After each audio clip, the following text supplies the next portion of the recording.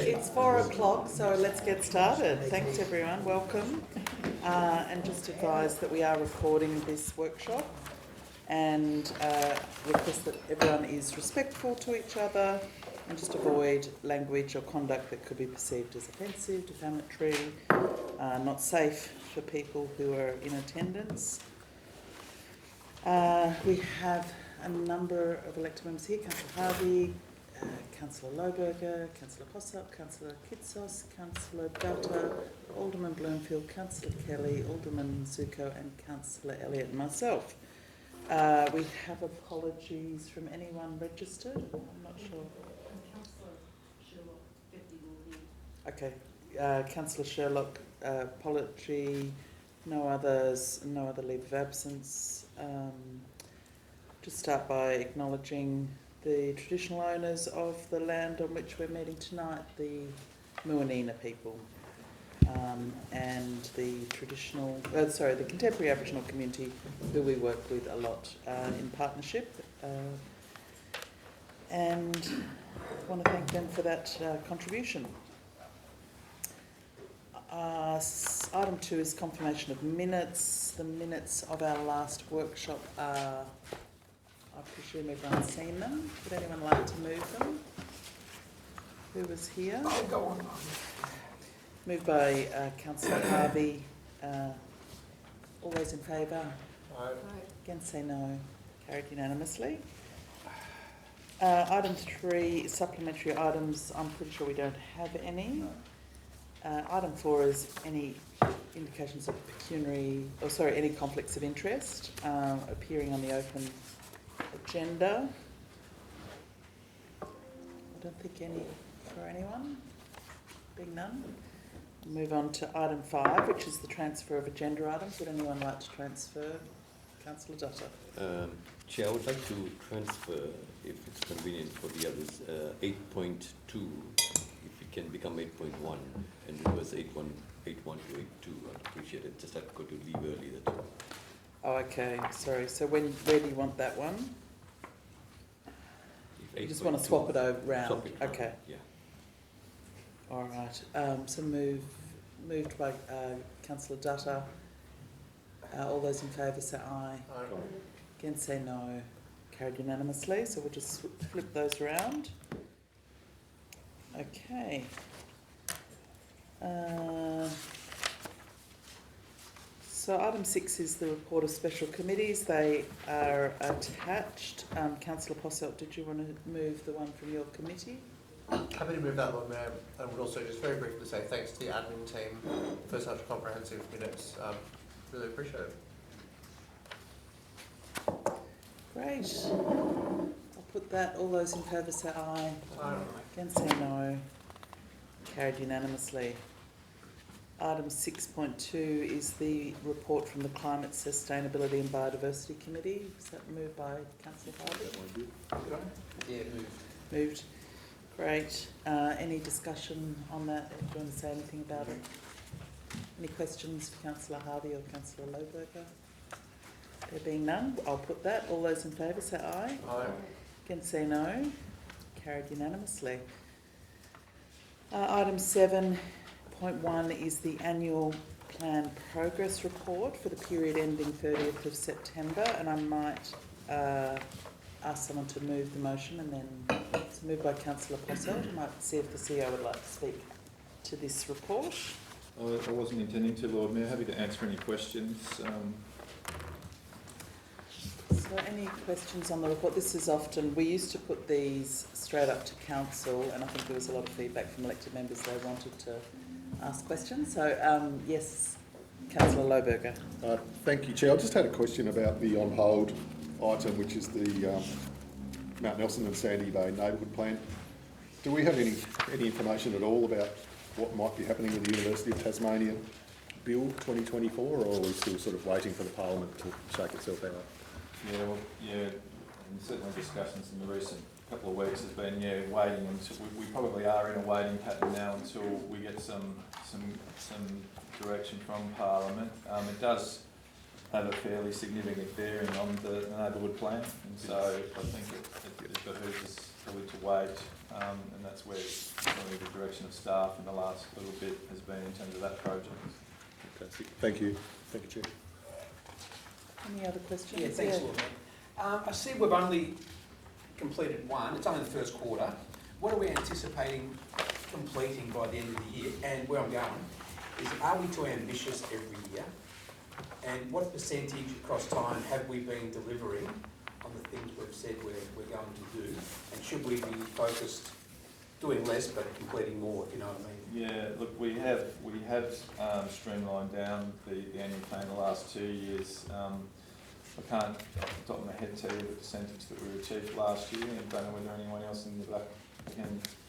It's pretty good, I think. No, it was stronger because it was fewer, but so I mean, I would anticipate you should be shooting between 70 to 80% in terms of what in terms of I haven't been at too many councils will achieve 100% of everything they set out to, because everything sort of happens during the course of the year. So I mean, we can certainly take that one on notice and come back to you on the achievement last year. But I think we reported before that the achievement in previous annual plans, because we'd taken on so much, was actually quite small. It was still a lot of work, but in terms of what we were saying, we're probably being a bit ambitious in terms of what we're including in the plans.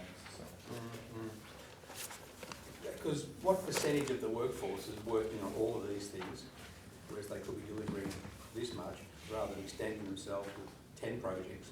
You know, Yeah, so what I guess narrow it down to whatever projects they can get done in the year. Yeah, so I mean, the annual plan doesn't necessarily pick up on the day-to-day, so there's probably the bulk of the workforce are actually just doing their day-to-day job and not actually delivering on any particular annual plan item. So the annual plan items really fall to a smaller cohort across the organisation, and that's what sometimes gets forgotten, that you've got your day-to-day work that you need to do in addition to these annual plan projects. So I mean, I couldn't here off the top of my head break down the percentage of the org that are delivering on the annual plans, but certainly not 100% of the organisation, because there are people that whose job doesn't require them to do that.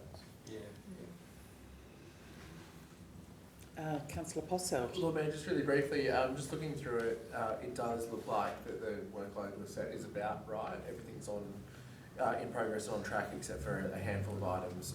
So it's really pleasing to see, compared to previous years, that we've set the bar, I think, about right, because it's the old over-promise and under-deliver scenario for last year, and this year it might be under-promise and over-deliver, which is a better way to do things. So good job to the team. Any other questions about any of the items in the plan? We are also have our annual planning day tomorrow, so there's more chance to ask questions there. So if there's no further discussion, there's a recommendation that we receive a note, and that had already been moved by Councillor Posselt. So all those in favour say aye. Against say no. Carried unanimously. Now the rest of the items tonight are just for workshopping, so that means we're not making any decisions. There'll be some notes taken and consideration of some of the feedback.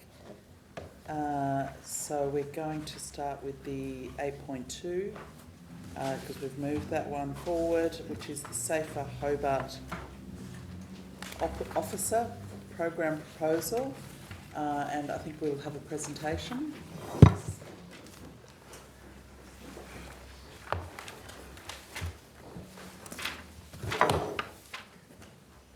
Director and Kimbra. Hello, how are you? I'm good. Did you? It's just a verbal Just presentation. it is some notes. Take it that the report had all of the details. Hello, Alderman. So for many years, safety issues have negatively impacted on retailers, community, and the perception of safety in particular in public spaces. Nationally, there have been increasing expectations of local governments to take a proactive approach to preventing antisocial and low-level crime in public spaces. At the first Safe Hobart Alliance meeting, there was a discussion about community safety officers or ranger-type models that are operating in other cities. And there was a request from that group that we go away and do some investigation and research what is happening in other cities, and to develop a potential model that may work in Hobart. Subsequently, we've undertaken a process of researching programs from other cities and a lot of other local governments across the country. We learnt that many local governments are having the same issues that we're having in Hobart, and they have some for many years and some more recently. They've undertaken a more proactive approach in their public spaces. So the roles in other cities have a variety of names. You know, they can be called rangers, safety officers, public liaison officers, compliance officers and outreach workers. The City of Melbourne is the most recent council to implement a community safety officer program. They're using City of Melbourne staff. This was following, they had a 3-month trial of using purely security guards, and they decided that security was not the way to go, and they put a report to their council to go down a more community safety model. They've recently engaged 10 officers, 2 team leaders and a supervisor to deliver the program, but they, of course, is a much larger program. They're looking at expanding that in the following year. We've also taken under research with other more kind of regional councils, including Perth, Adelaide, Auckland, Kalgoorlie, Boulder, Fremantle and Geelong, that have also implemented models recently. While at a conference in Perth recently, we also met with the safety officers from City of Perth. They've had a program operating for quite a few years, and they've recently reviewed that, and they've changed it more from a compliance ranger model into calling it community safety officers and having that as a more proactive response rather than that really heavy compliance role. So we've received quite a few insights that we've kind of used to develop elements of the proposal we're putting forward tonight. So the purpose of the role is to enhance public safety and wellbeing by maintaining a highly visible and approachable presence throughout the CBD. It's to foster positive engagement with local businesses and the community, providing reassurance and encouraging adherence to local laws. It's intended initially that there will be 3 safety officers reporting to the project manager, Safe City, who's recently started with the organisation. There could be the potential for a 4th officer, subject to potential savings being identified through security contracts as they expire. The intent is that there will be a review of all security contracts across the city to look at opportunities for savings in that work. The safety officers would undertake extensive training, noting that there's many modules that we've obtained from City of Melbourne and City of Perth, and the training will be vital to undertaking these roles. The key competencies will be engagement and communication skills, as they're not going to be compliance officers.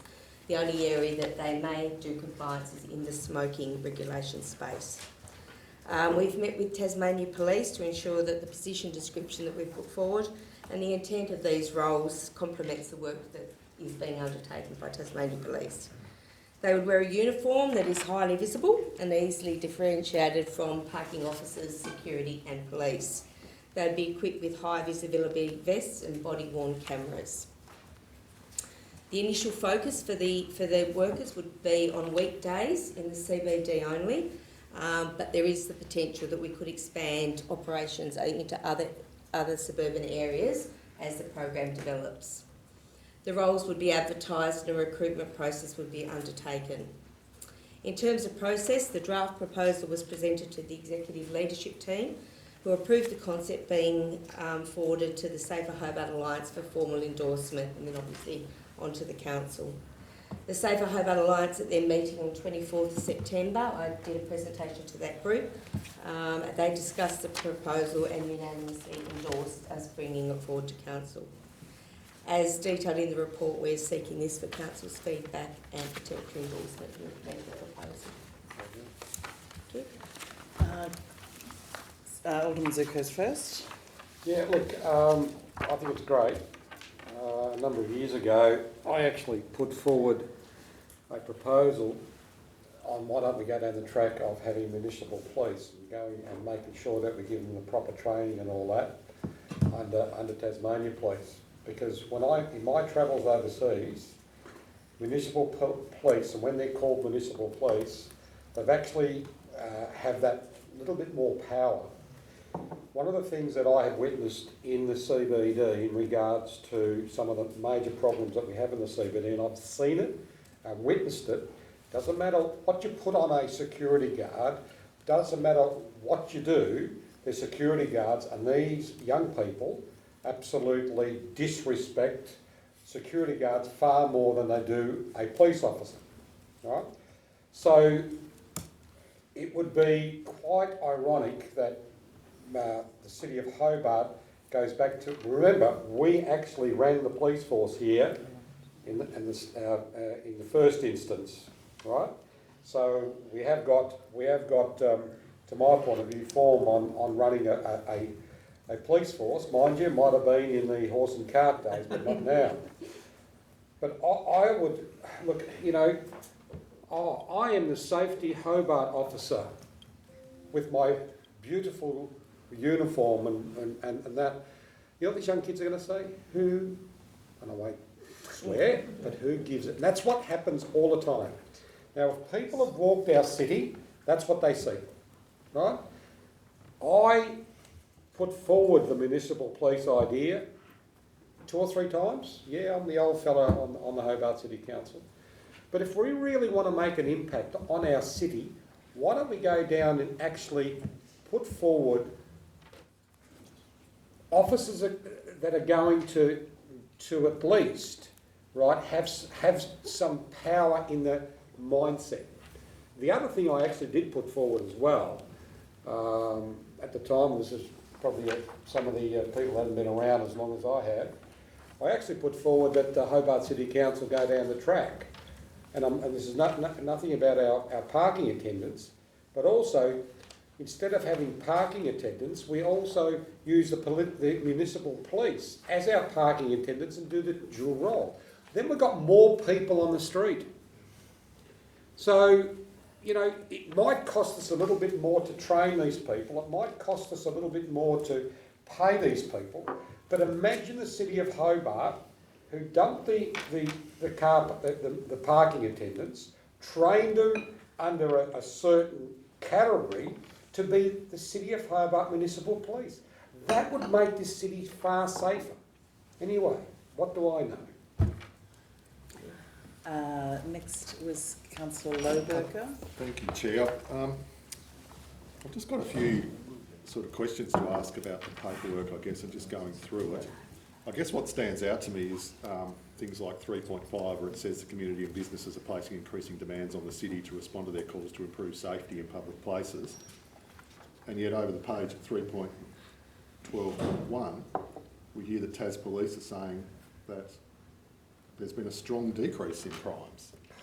So I understand that business owners are placing demands on us, but if crime's decreasing, is it really our role to sort of step into this gap when it doesn't seem to me that there is a gap to step into?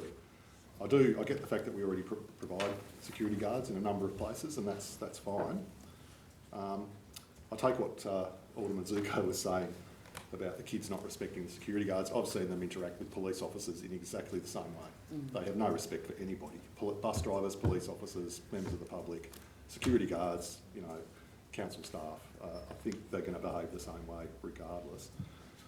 So I guess I just wanted to make that point. That I just wonder why it is that this is even happening. But I've got a few other questions about things like the actual cost. We sort of, there's some wording at the end that sort of says, oh, we'll have to put some money into vests and uniforms and training and etc. And it'll be a small allocation, but then we see a bit further down the page that an extensive training package is needed, and I would suggest it is needed if these people need to deal with quasi-legal issues, so not civic laws, but legal issues, and homeless people. They're going to have to be incredibly talented people, and I do question how much we're going to pay them. I'd suggest we probably need a significant training package, not that far off what a police officer would probably be paid, because it's the same sort of work, essentially. And I guess my ultimate point is that we're not the police. On the weekend I went down into the cells. Yes, we did have a police station here once with some cells, but we are not the police anymore. And I just question that if we do continue to take over their role, then maybe they should be providing some kind of funding towards us to do that. It's their job. The fact that we have to put a security guard in Wellington Walk, Wellington Court, literally across the road from the Hobart Police Station, I think it's actually a disgrace. And I do question us spending money on areas that really are getting close to legal, not civic laws. So that's probably my say for now. Thank you, Chair. Respond to that? So, just through you, Chair. Sure. Certainly the perceptions of safety from retailers has not improved. In the Safer Hobart Alliance, we are hearing that retailers are still feeling that they are being targeted and they are unsafe, and particularly around the public spaces.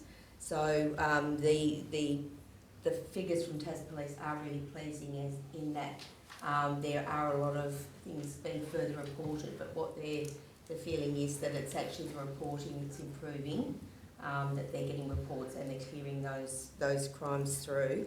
But we're certainly still hearing from retailers that the perceptions of safety are real to them, including particularly at the moment a lot of our multicultural businesses are experiencing a higher level of distress in that space. In terms of the training, we are very fortunate that the new project manager, Safe City, who's here with us, Ty, is a former police officer, so has very good skills to undertake that training package. We do agree it will need to be a significant amount of training, but a lot of that training will be through the community service organisations that we have really strong relationships with. So we're fairly confident that we will be able to undertake that training without a huge cost, because we do have the resources to undertake that both internally and within our partnership opportunities. Sure. That just reminded me, just a supplementary, if I could share.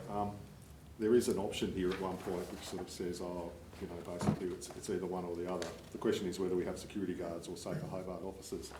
I would suggest, looking at this, the fact is we can't arrest anybody with our staff. Ultimately, all of these people, whether they're guards or safety officers, have to call the police. I just wonder whether we might not get better bang for our buck by actually putting some attendants on our CCTV cameras and getting them to call the police when they see things happening. They can watch more. They can certainly have a much greater breadth of visibility across the city. We've got this fantastic network. I just wonder, is that a better option? I know it's not visible, but would it actually result in police getting to the points of trouble quicker? So I just would raise that as well. Thank you. And I think the next one on my list was Councillor Posselt. Thanks, Mayor. Can you go through the list? Who's asked? So there was Councillor Posselt, then Councillor Dutta, Alderman Zurko wanted to speak again, but you can go before him. So then, and Councillor Elliott, and then Alderman Zurko wants to go again, and then Councillor Kelly. Before Zurko. Okay.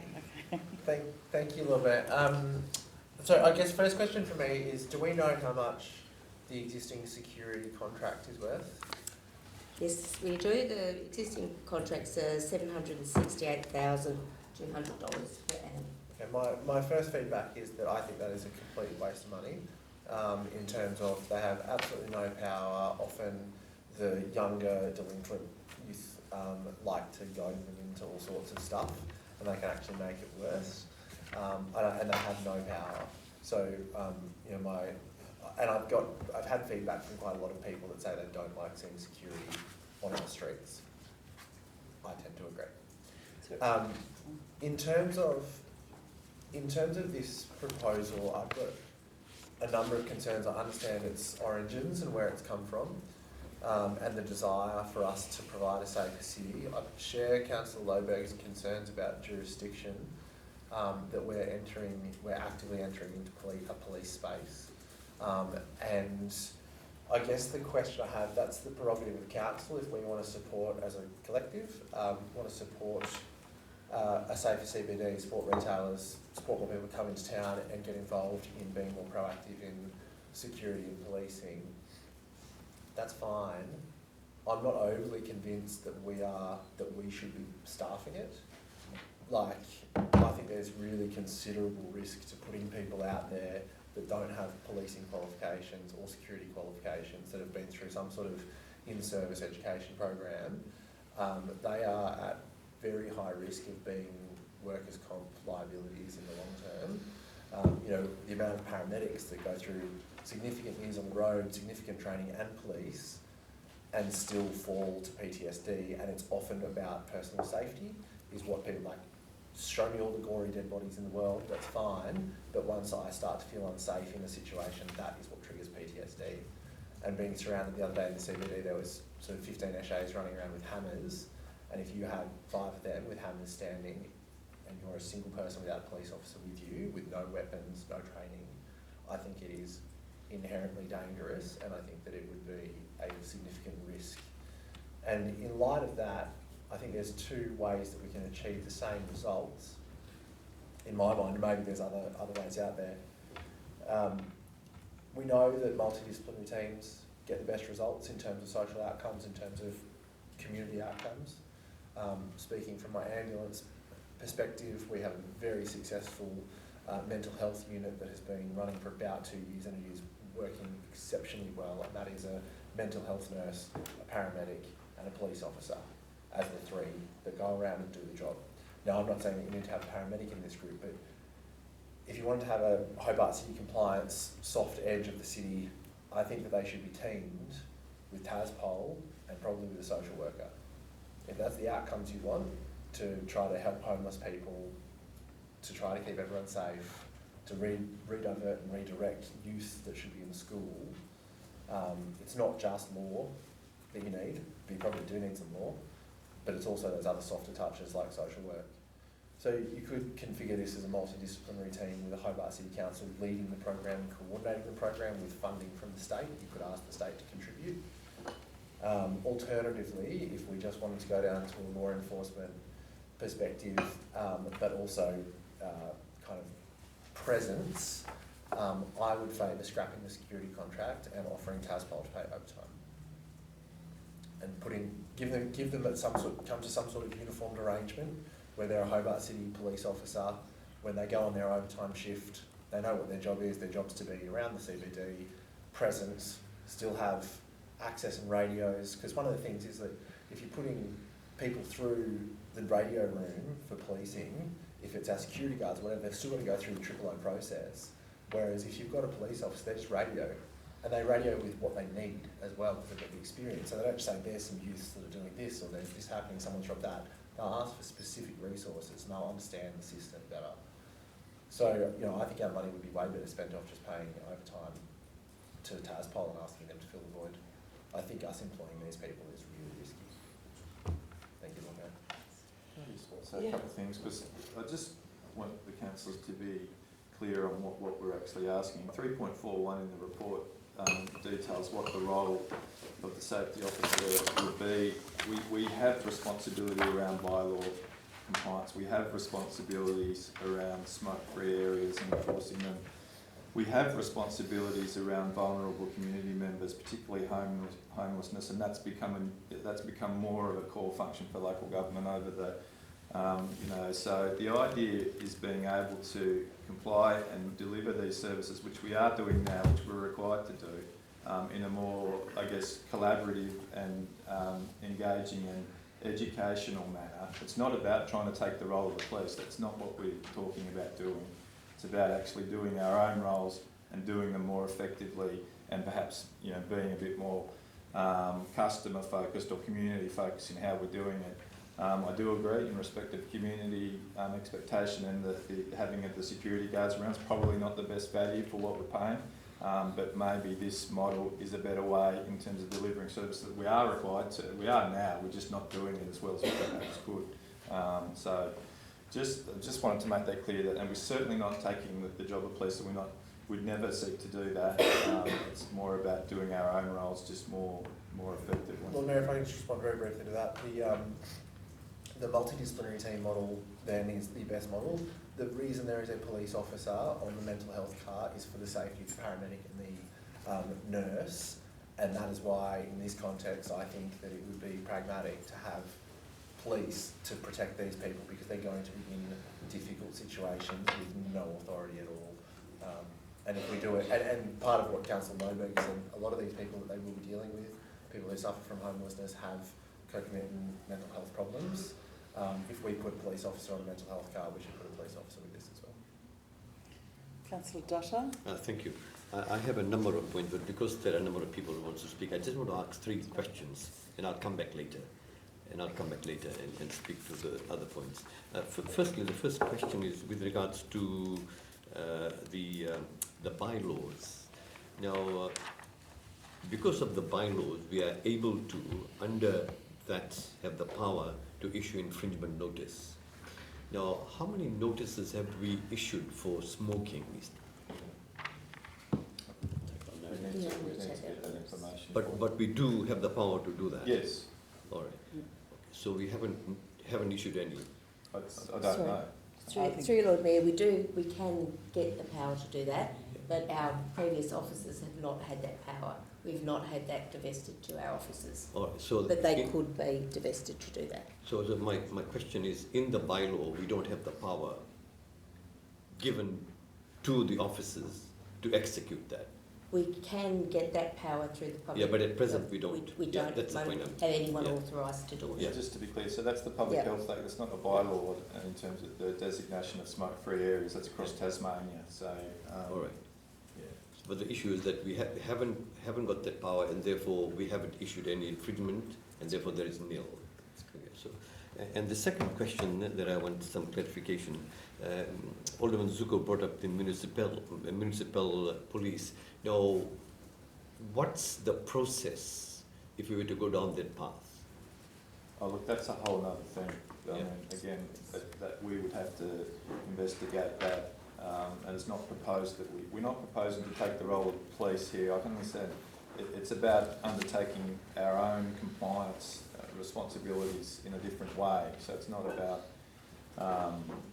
taking on the Justice Police's role.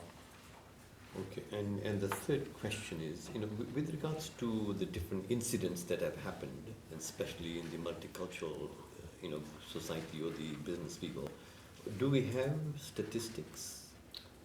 Through Lord Mayor, we don't have statistics. We're only hearing from businesses what they're experiencing.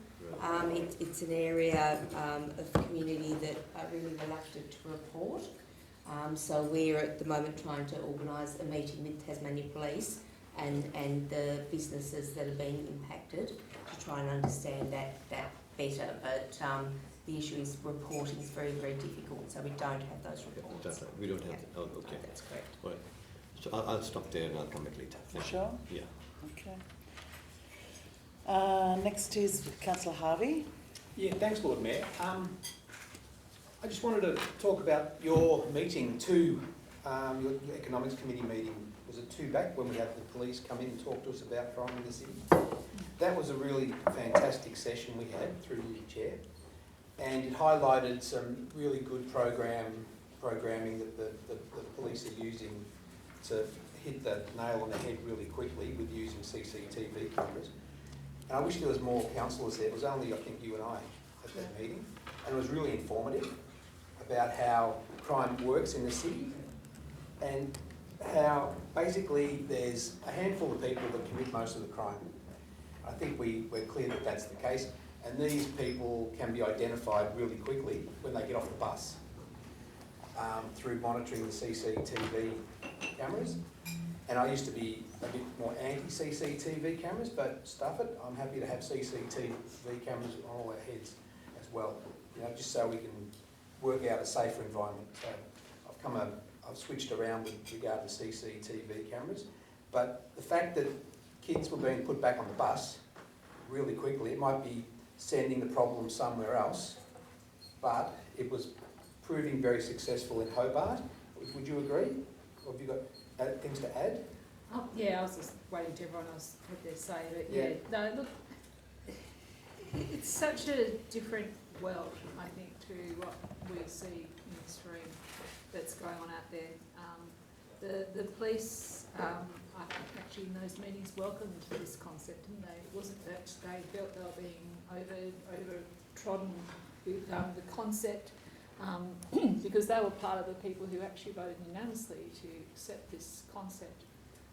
But also too, they very much understood the homelessness issue, the mental health issue, and all those things.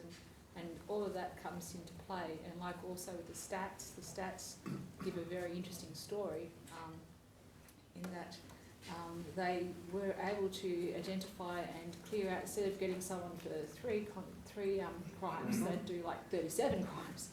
And they'd really clear the thing out. And then that gave, in turn, the shopkeepers confidence that they could report and actually get follow through. So many things have changed profoundly in the last, I don't know, what do you reckon, 6 months or so? Yeah, it's been pretty quick. Sorry, we'll just wait No, between that's this. okay. No, this is a better conversation. And I think one of the strengths was also how the traders had implemented their own strategies as well. Oh, yeah. They'd implemented their own networks where they could communicate along the whole street and warn each other of the recidivists who were coming down the street. They all know who's who in the zoo. And it's not a big figure, it's like 60 people responsible for about 50% of the crime. And if you could take away, 60%, what's 10% of that? 6 people, you're going to drop your crime rate significantly by putting those people back on the bus and sending them somewhere else. Are you dispersing the crime? Don't know. But for looking after Hobart, that for me seems the most successful process we've had. Whether we have additional safety officers, I'm in two minds. I know we've had the smoking officer for a while, and they were passive, forgive the pun there, but they were just going around encouraging people to step across the line, smoke outside the line, but really tricky for them. They never confronted any people who they thought might be aggressive. It was mostly nudging people to do the right thing. They subsequently got switched over to the plastics, single-use plastics monitoring. The other people we have who do this sort of work are, well, not ours, but Ben the Ranger, and he confronts people on the mountain when they're doing the wrong thing, and he's always in that precarious situation as well. We have a couple of dog people. I don't know whether they get out of the office very often or whether they only leave the office when they've got to respond to something. But there is a pattern. We do have people that are out and about talking to people. But whether we employ officers or whether we increase the networking through the retailers, we help them to develop their network so they can communicate really quickly about who's in the city causing trouble. And through that network, like Alderman Bloomfield said, the police were able to identify far more crimes than they were arresting people for. So they could go through the backlog of crimes and identify individuals who had been really busy doing all sorts of criminal activity. And then there's also the graduation path, which I found interesting as well. You go from the petty crime in the city, steal and water, and then you move on to the next level, which is nicking motorbikes. And it's all there. Everyone, we know who the people are. They've all got, the coppers know them all by name. So how do we work with that system rather than creating a new system, make that a better system, rather than us taking the responsibility of the police all the time, or more so, taking responsibility for the police. We can still have a task to do, but the best thing we did was allowing people to watch our CCTV cameras, rather than we were limited to just a few council officers, but now there's, I think it might be 24, I don't know if it's 24, but those cameras are monitored in real time. Police can respond really quickly. So I think there's a good strategy within that maybe we could be part of to make that even better. So there you go, it's my 2 bobs worth for now. Councillor Elliott? Thank you. Chair, you mentioned about, I think it was the statement of duties. Is that, do we have a copy of that? It's not with the report, but we can provide a copy of that. Yeah, it has been prepared and assessed. All right. So next time it might be good on the report to give us a copy of the SOD so we can get a firmer idea of the duties and the qualifications and KPIs or whatever. And my other question is, so the closest we've got to what the duties are 3.41, and I can see in there smoking enforcement, so this person would be intended to be empowered to infringe. I have to say that I was remiss, I didn't know, like where I've been previously, we've all had the ability to go to infringe, so I wasn't aware that we didn't hear, so yeah. So the intention is this person would? I would have thought so, yes. Yeah.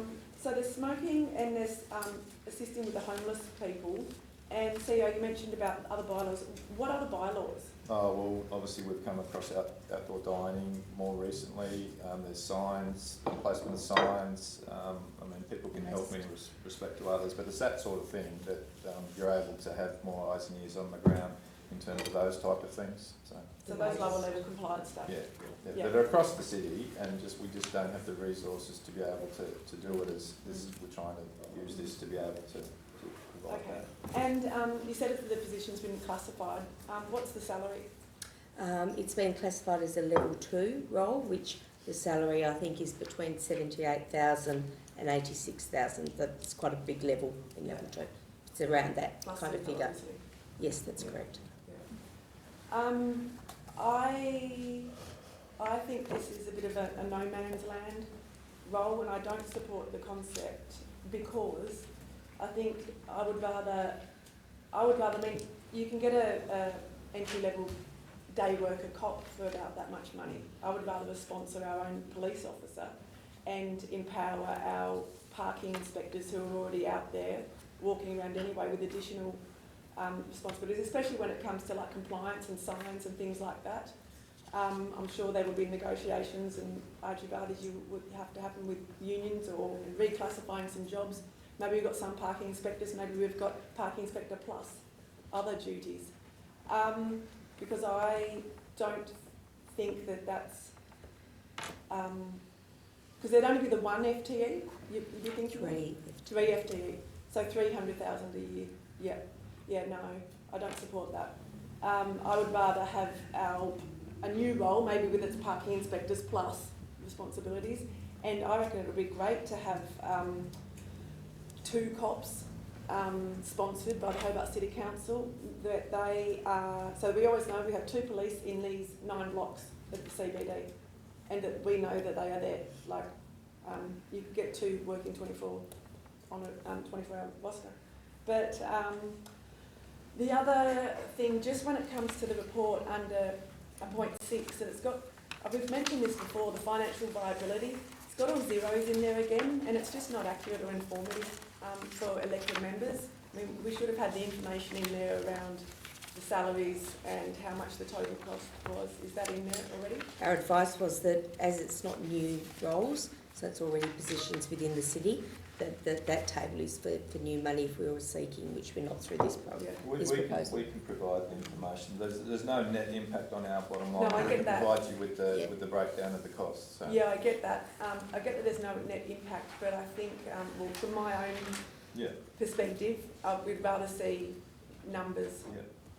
And maybe that table needs to be reconfigured so that it's direct and indirect costs and whatever else, even if it's just a ballpark.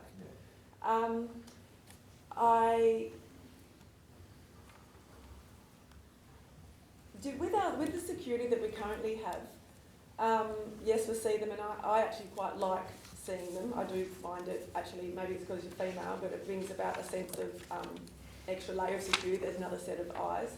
But how many do the security guards call the police radio room when there's an incident? Do they report on a daily basis of feedback how many times they've called the cops or what for? I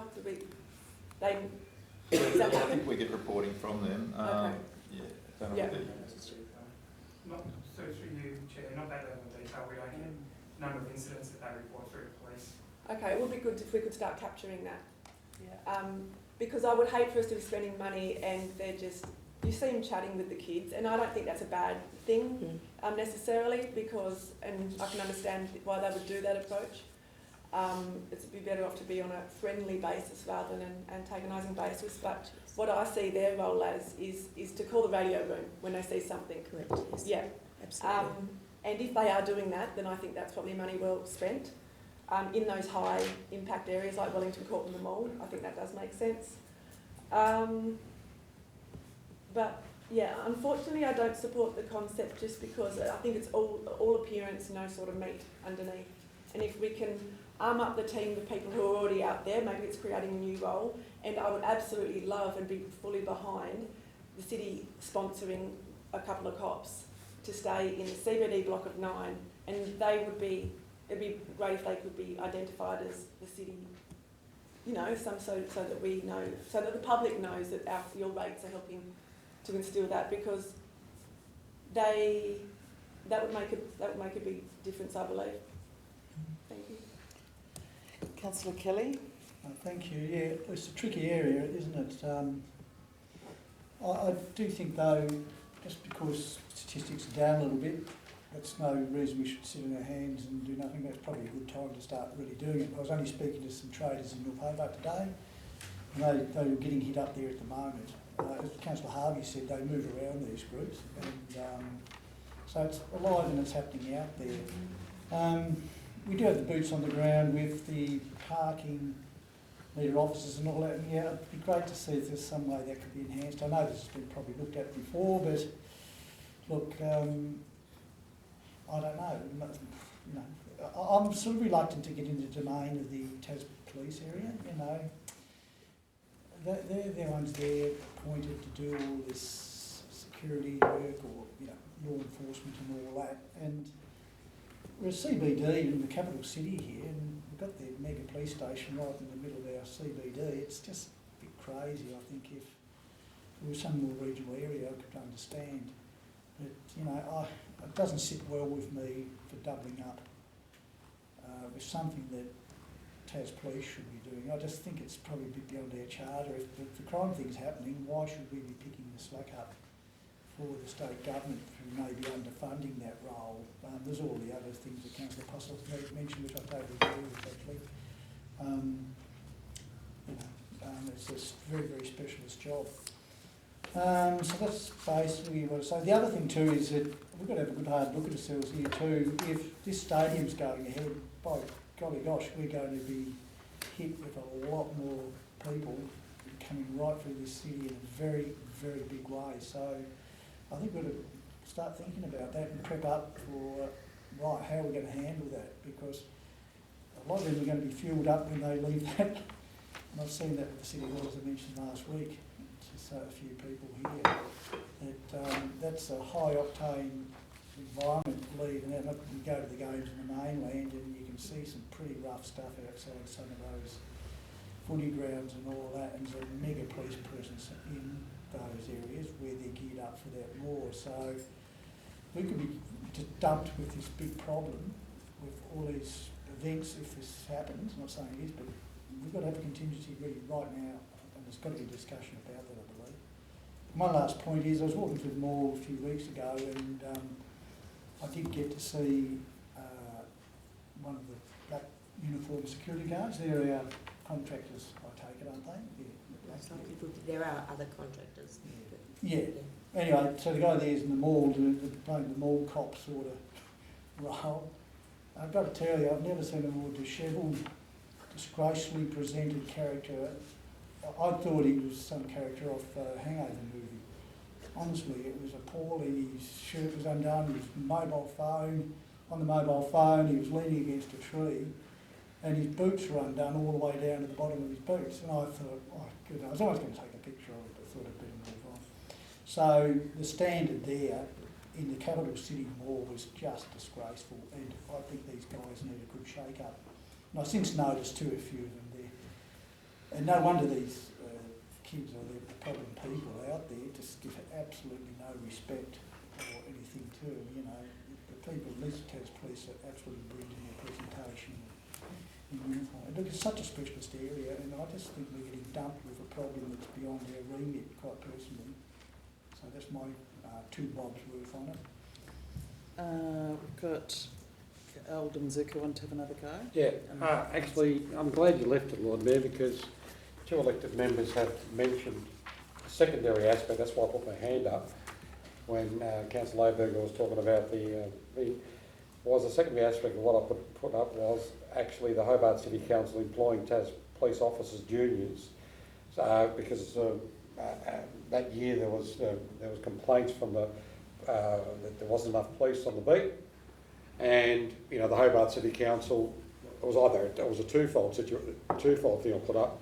Is one, go down to municipal, and the other one was to actually we employ and undertake to employ junior police officers when they're coming out of the academy, right, on the beat. Again, we've got, you know, today and we talk about security guards. Today I'm walking through the mall, there's a guy skateboarding past the security guard. The security guard just let it go. Right? Police officer would not have let it go. And that's the difference between it all. And the other aspect of what a lot of people also got to understand is there are businesses that are employing their own security guards, and they shouldn't be employing their own security guards to run their businesses in our CBD. We as a council have an obligation. Tas Police has an obligation. So I would also like to sort of go back and revisit and go down the track of potentially sitting down with Tas Police and a potential negotiation on how we could employ 3 extra police on the beat. They've got 3 extra police, and they're on our beat in the centre. And I have no qualms in that booth going back to being a police booth in the middle of our CBD. If that goes back to being a police booth, right, and we've got the people that are employed by us doing the beat, I assure you the city will change. Now, the other aspect is, are they going to go somewhere else? Well, you know what? I represent this municipality. Other municipalities are their problem, right? If they happen to go to North Hobart, the police can jump on their bike, and hopefully they'll have bikes and they can get on their e-bike and ride up to North Hobart. Look, you know, if I understand this, but it's not the solution to the problem. We need police presence. Now, if we're not going to look at municipal police, let's sit down and see if we can. And you know what? If you're saying it's going to cost 86,000 or 100,000, I'd rather be spending 120, 130, making sure that the people that come to the City of Hobart, our tourists, remember, our tourists and all that, wouldn't it be great for the City of Hobart to be the safest place to be in this country? Now, you know, look, I don't want to get into the state political game, but there's a difference between Queensland and Victoria. Right at the moment, there's a massive difference between the 2 states in policing. Well, why not the City of Hobart be the leader and sit down with Tas Police and say, look, this is what we'd like to do, and I said I'm happy to support more funding towards Hobart being safe, and I'm glad to hear from Councillor Harvey in the sense of the cameras that we went through hell years ago trying to get them on. And the last thing, sorry Lord Mayor, I strongly urge this council to go and do a tour of the municipality of Melbourne, their camera systems. They are the most I've done it. They are the most amazing camera systems I've seen. They can track a person from where they create the crime to where they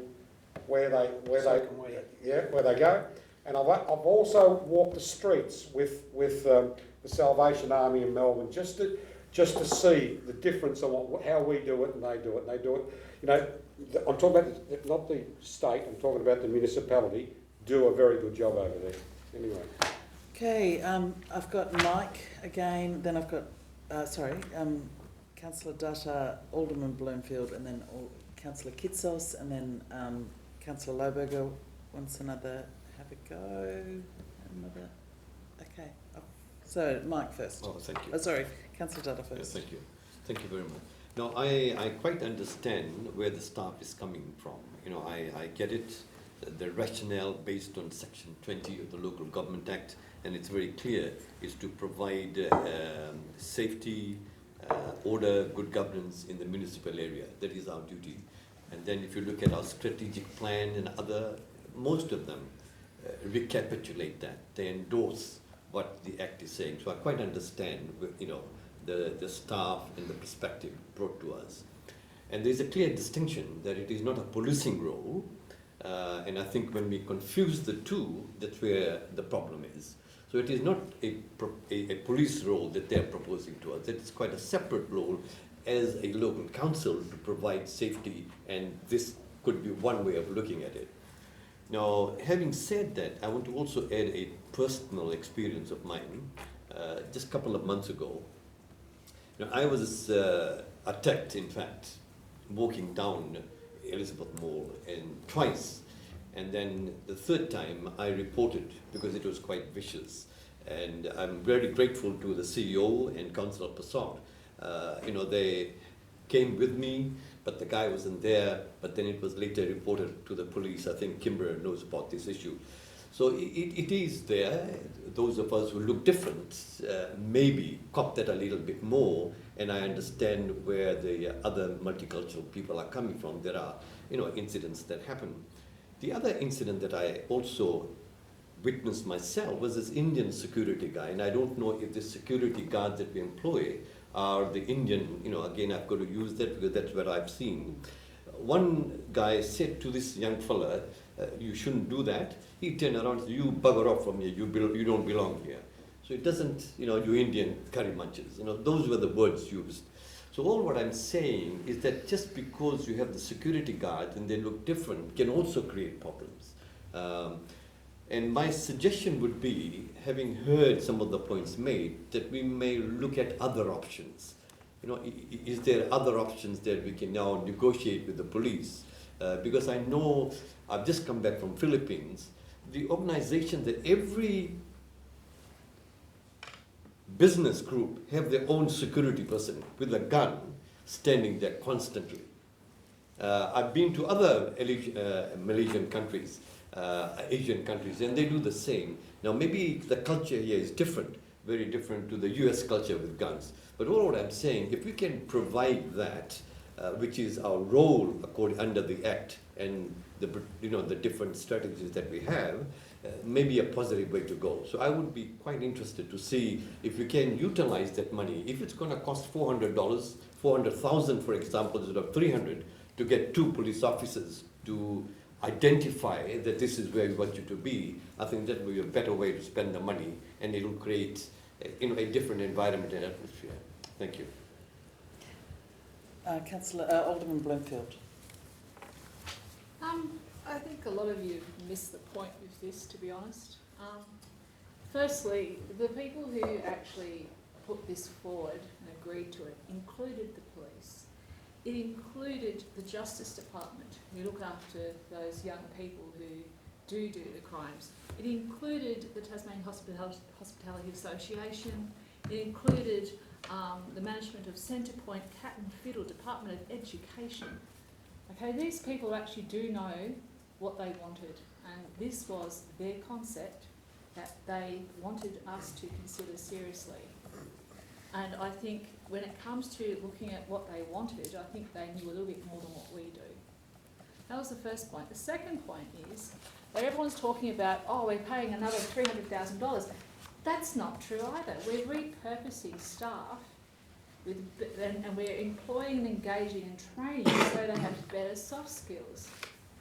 If you've been out in the world when it's really rough and difficult to deal with, the better the soft skills that one has, the more likely you are able to de-escalate the issue and keep it safer. That's the point of this role. It is not the point to police. The point is to stop the issue before it becomes a police issue. And then at the same time, we were able to also repurpose and add additional skills, such as ensuring that the furniture is within, the street side furniture is actually within the bounds that they're supposed to be in, so that we're not having to send staff out uniquely, so we're saving money. We're making sure that smokers are in the right spot, so we're also saving money but not having a unique person for that.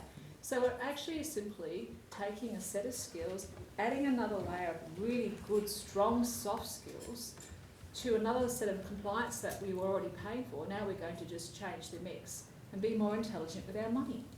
And we're going to be more intelligent with our outcomes, which is the whole point of this role. And frankly too, the one thing that I thought that the community had said is that we don't want a police state. We don't want heaps more cops there on the street because it doesn't look safer, it looks worse. Do you feel better if you see people running up and down with an AK-47? Or do you feel better because they don't need one?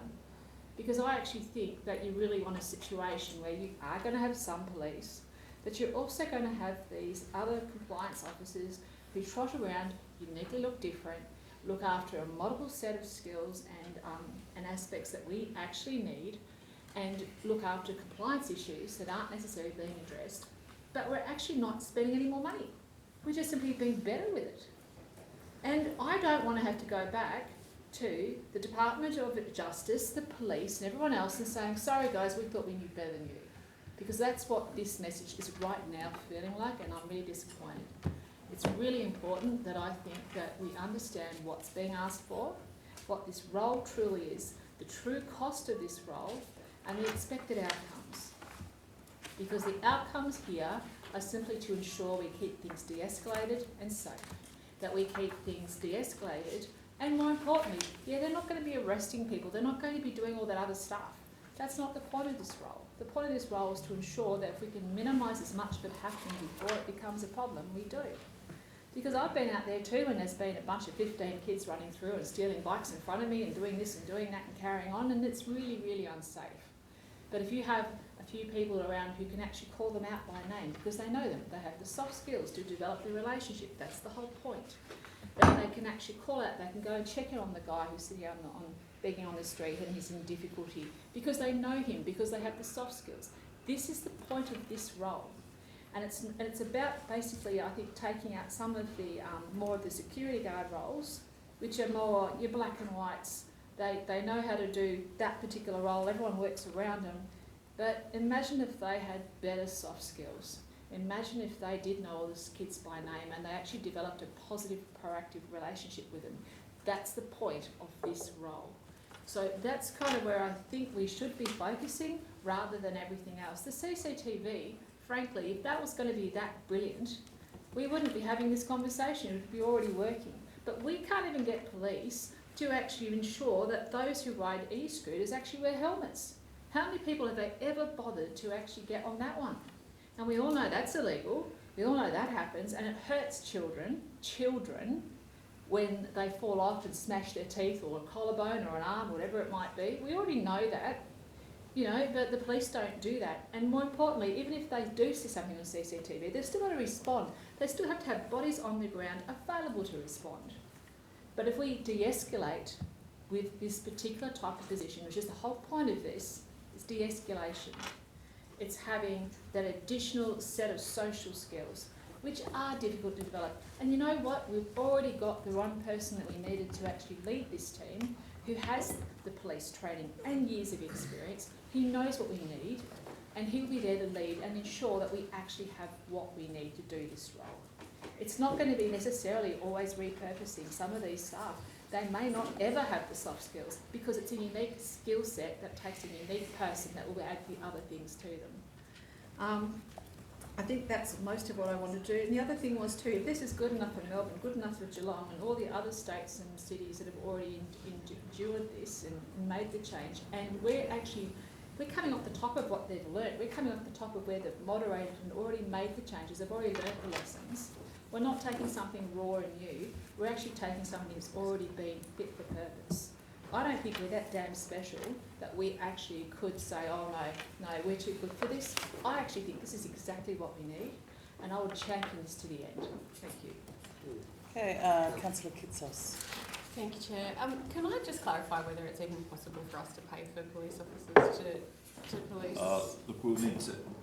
We're listening, and we'll take it under advisement, and we'll kind of go back and have a look at all these different proposals that we're hearing today. So, I just have a feeling that perhaps that's more complicated than just putting the request in to get 2 additional police officers.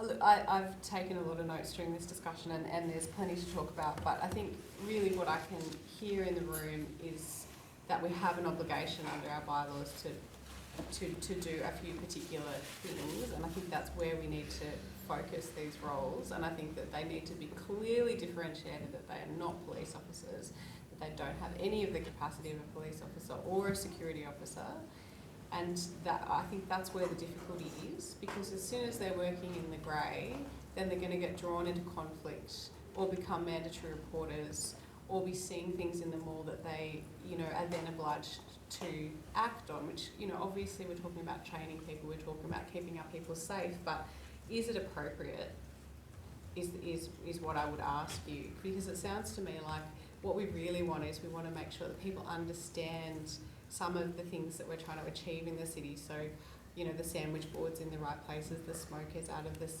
blocks, parking rules, regulations, I can actually see these people turning into almost the walking information booths of the city, but because people will be able to identify them and ask their clarifying questions. Infringements aside, but I think, you know, what we're talking about is more of a social work kind of role than any kind of disciplinarian security role. So if that's what it is that we're trying to do, then it needs to be really clear that they're not actually to get involved with any of these issues, so that they're there to check in on the welfare of our city and to report back to other bodies. And I guess if that's what we're going for, then a little bit more thought needs to be put into how to differentiate that and how to protect them from stepping up to a security role, which means that when we undertake the review of security services, that we really need to have a think about what that role is in the city, because I quite like the security services around as well. I think that they are a deterrent to certain groups of people.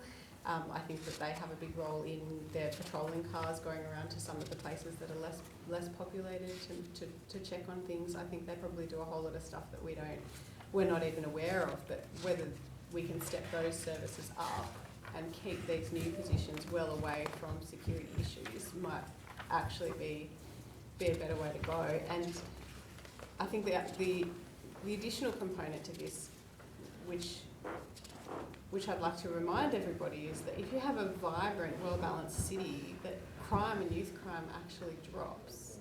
So if we have a vibrant nighttime economy where with spaces that are activated, then these issues will start to go away. So it's really important that we work with our community organisations to make sure that we have, you know, the barbecues that are available at midnight in the mall for all the people who are walking around in between nightclubs, that we have social services available for the homeless that are looking for somewhere to sleep, that we have things that are keeping our youth busy, because this is the bigger picture of how to resolve the issue, not to necessarily increase our enforcement. And I think CCTV has a massive role to play, and if we can bolster those resources as well to reassure our business district that, you know, if someone enters their shop and commits a crime, that we will be able to find those people and liaise with the police to charge them, and that they're not on their own.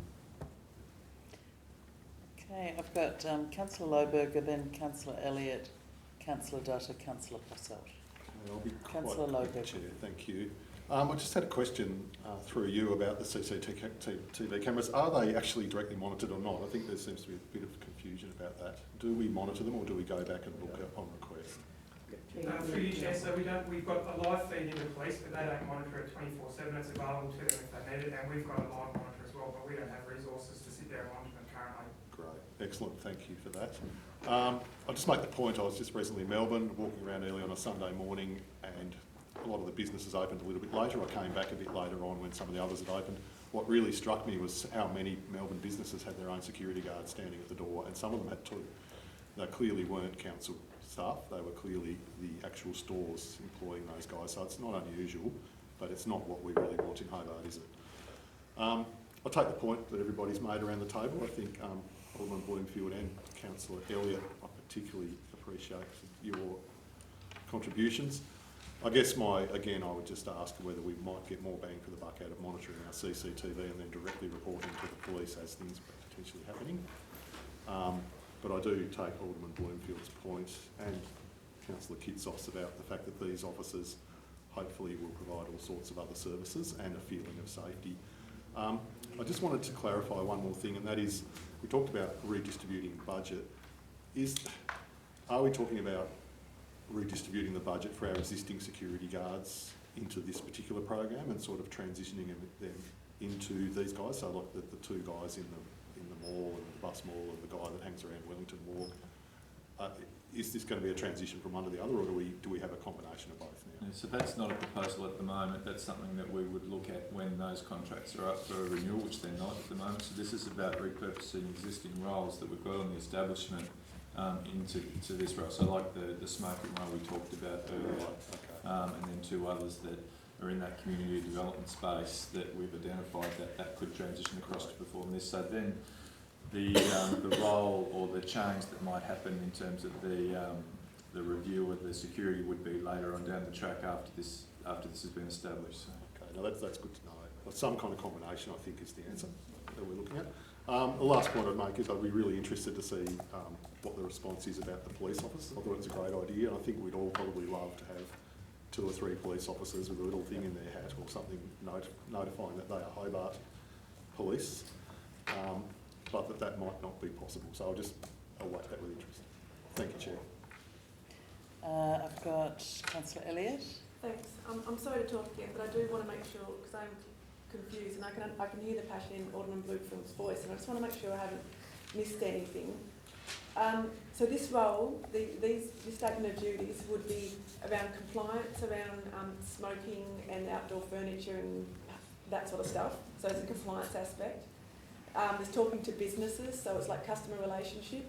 Is that right? So the business says, oh, someone called me a name, and this person will be like, oh, isn't that terrible? And what could we do? Yes? Yeah, through it, Lord. So the compliance, they would not be, apart from the smoking, they would not be issuing compliance infringements, but they would support the compliance team in the information that, say, a business. A lot of their role will be that referral and feeding back. So they'll be working with the homelessness services, referring people on. Yeah, and that's the businesses. thing I got. So, smoking is compliance, homelessness, which is that sort of outreach. And don't we have outreach roles already in the council? We do not know. No, not outreach. Who were the people we met, Marty, at the Salvo Sleep Out? Wasn't there a person that works for the council that does that? No, it wasn't. No, he's our officer. That's all. He wasn't the... Okay, all right. Yeah. So this role would check in, form relationships with the homeless people and connect. And refer through to, absolutely. And they would also make friends with the Eshays?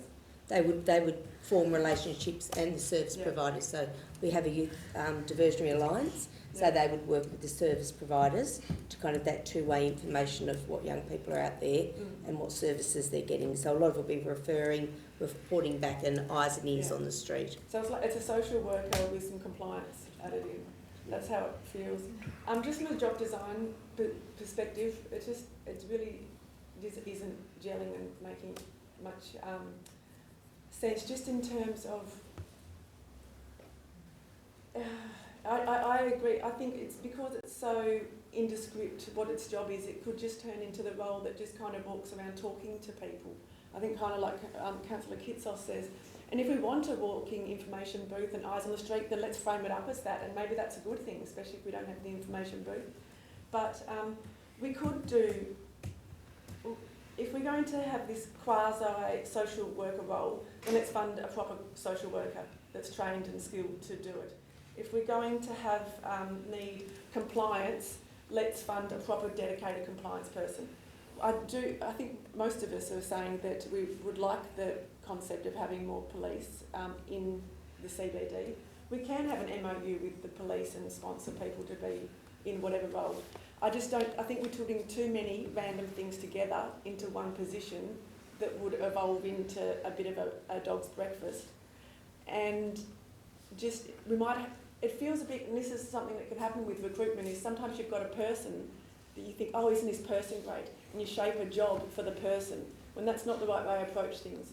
You need to think, what's the organisation trying to achieve? What are the outcomes? So what's this role's success criteria? So what figures will go down? What does good look like for this job? I think get the feeling we're trying to reverse engineer it for a person rather than what the organisation needs and the best way to focus it. Because I don't think the council should be getting into the social worker space. I don't think having someone walking around trying to form social worker type relationships with groups of kids is a good way to go about it.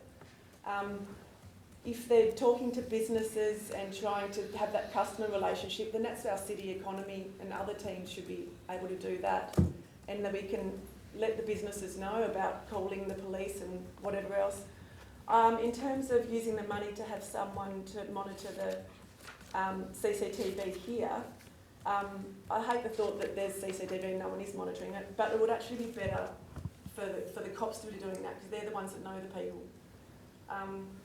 I'm sorry, I'm trying to bond with the concept and I just can't. Next was Councillor Dutta. Thank you. Just a few very simple points. Firstly, it is my understanding that this security guard or patrol that we have, we pay close to $770,000, 768 plus 200 or whatever it was. So if I round it up by saying 770,000 or whatever. Now again, $770,000. no, it's 768,000 For security. for security guard. Yeah. Paying Wilson? Yeah, That's a what we variety, think. that's multiple security contracts, not just one. yeah. So that's correct. Secondly, the second point I want to make is that if we then employ 3 others, for example, for this other role, the safer Hobart officer, we are looking at about 300,000. So if you put the two together, it's about 1 million. Now, it's by, what I'm saying is that having heard the comments made around the table, it may be, prudent for us to have a chat with the police department to see how we can work together, because there's $1 million that we can utilize, and if we get this police who has the power already, may be able to do that, but may not be able to deliver the social aspect of it. But some of these police officers, are very well trained these days, and they take on board those things. So all what I'm saying, having heard that, and I know where the staff is coming from, if we can take this on board and investigate that, that's all I'm saying. Thank you. Because we have the money there that can be utilized. Yeah, just to be clear, we won't be talking about $1 million. I mean, the idea would be, in terms of if this was to be successful, would be to be trying to reduce what we're paying into the security service. So that 768 would actually go down, is what we would hope to see. But again, that's part of a future review, depending upon whether this was successful or otherwise. So. Okay. So even if you reduce it to 500,000, for example, we'll still have that money. Even if you pay a bit more than 300,000, the concept's right. Yeah. Councillor Posselt? Look, I'll be really brief. I echo 100% Councillor Elliott's sentiment. And Councillor Kidsos as well, in terms of the delineation of roles and responsibilities just not stacking up. I think the really clear thing to say when Alderman Bloomfield mentions knowing people by name, I know half these people by name. I suspect that Councillor Lohberger knows half of a different cohort by name as well. The notion that somebody could check that on-street dining is in the right spot, infringe people that are smoking, and somehow deal with homelessness and youth crime in the single role, these people are all hooked in with social workers and professional networks, and they can't solve them. And if I go to a super complex job with either an Eshe type or a homeless person, as a double ambulance crew, I can lose 3 hours of my day trying to sort them out. This is not simple stuff. You can't just have an airy-fairy relationship with a bunch of the Eshes in town and a bunch of the homeless people in town and expect a result. It's not how it works. It is so complicated. So complicated. So we're either providing a social work service. I'm very supportive. If we want to provide social work, a Hobart City Council city social worker, I'm really happy to do that, personally. If we want to provide security and policing and enforcement, TASPOL, if you want to marry the two together into a team, go for it. Councillor Kelly? Just a question. Do we get any statistics from the police or whatever? I just know you hear the police say, budgets are cut, we're reducing this and doing that. I mean, the more I'm hearing here, the more I'm grasping it. Yeah, we're the ones that get the problem here, but this is Tas Police's primary job. And they're doubling up and all that, and extra social workers and extra people doing this and doing that. And, I just wonder, do we ever get any metric or budgets from them saying from one year to the next, the people, the police on the beat are more this year compared to that? If we're getting no data, of course, they're going to sit back and go, great, if they're going to pay us $1 million a year or whatever it is to do this, I'm just not comfortable with this whole thing, I'd like to know stats from the police, Tas Police, as to the manning of how often they've got police on the beat in the CBD over periods of time. Because that could be a big problem with what we're experiencing here as well. So take that on Yeah, murders? yeah. We get statistics in respect of certainly crime data and that sort of thing. We can certainly seek it in terms of their resources. Yeah. And can I just clarify, I think we have offered them the booth, the info booth before, and they weren't interested. Interested Yeah. at all, no. Which is a shame, because I think, other people can see the value of that. Yep. Any further discussion? Deputy, Councillor Alderman I just Bloomfield. want to make a quick point. Yep. Yes, the police were absolutely offered the booth. Yep. They absolutely categorically never wanted it again. They said they ended up just wasting staff time because they got to put on full police in that, and all they did all day was actually give directions. And they weren't able particularly to do anything useful like actual police work because they had to leave the booth to actually do that. Meanwhile, they were constantly inundated with direction questions. So they felt it was an utter waste of their money and time, and therefore they'd rather put them on the beat. So that's what that was. Deputy. Yeah, thank you. I just want to thank everyone for their contributions. I think it's been really quite productive. And I do understand what Alderman Bloomfield was trying to say, which is this is not supposed to be that law and order kind of role. It is pointed out in 3.41 of what are the specifics around the role, which is that different focus. I do understand at different points those two things may be conflated or they may mix, and hence the difficulties in understanding what the role is, as we've heard around the table. I'm also interested to hear if we can have some of those suggestions that were spoken about for specifically to do with TASPOL, but I think that's a specific focus then. We're then taking on that law and order approach, and we're actually addressing those issues. And this seems to me to be a little bit way out of that ballpark, but at the same time trying to be a whole bunch of different things and kind of doing that wraparound service in various different ways. So I think some of the suggestions that have already been made are really quite helpful and productive, and I look forward to what comes back to us after we've taken on board some of these suggestions. But I think, as Alderman Bloomfield pointed out, we do need to be mindful that this is not a law and order role. That's right. Okay, there's no further. Can I just one clarification? Can we get a clarification on how the CCTV cameras are used? The policemen that attended this meeting, I was under the impression that they monitor the CCTVs, especially those periods when these repeat offenders are coming into the city, and they're intercepting them early as they arrive, put them back in the bus. Is this true or not? Yes. So we provided them with access to the CCTV last year and gave them training, and so they are fully able to access it and do regularly in terms of being able to monitor that. We do specific days where we work with the police, and we'll staff our own what do you call the room? Safe City Hub. Safe City Hub, and then work with the police around specific targeted programs, which are very successful, and I think they'll continue. But they certainly have day-to-day access, and we don't have to now get called out at all hours to provide access to CCTV, which we used to do quite regularly. Yeah, so I'm happy with that. And the second point is that the retailers in the city have their own system. If we can look at that and see how effective that is, and whether we can add value to that.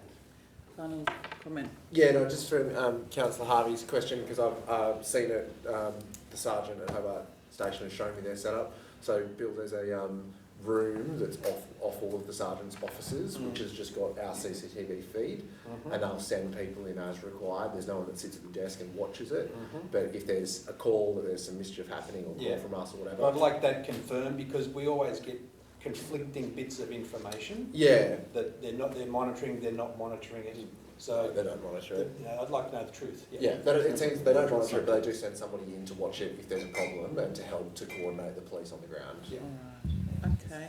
I might just make a few final comments. I think it's been quite a deep and lengthy discussion, but in some ways I'm not surprised, because what we're talking about is a new service in a way, and you know, I feel that for a new service, and given we've still got to do our service review, we do need a level of information and sort of options possibly at an even higher level than what's here. And I know there's been some good conversations with partners, but I think when you're introducing a new service, it's almost like you need a business case, which would pick up some of the issues that Councillor Elliott's raised.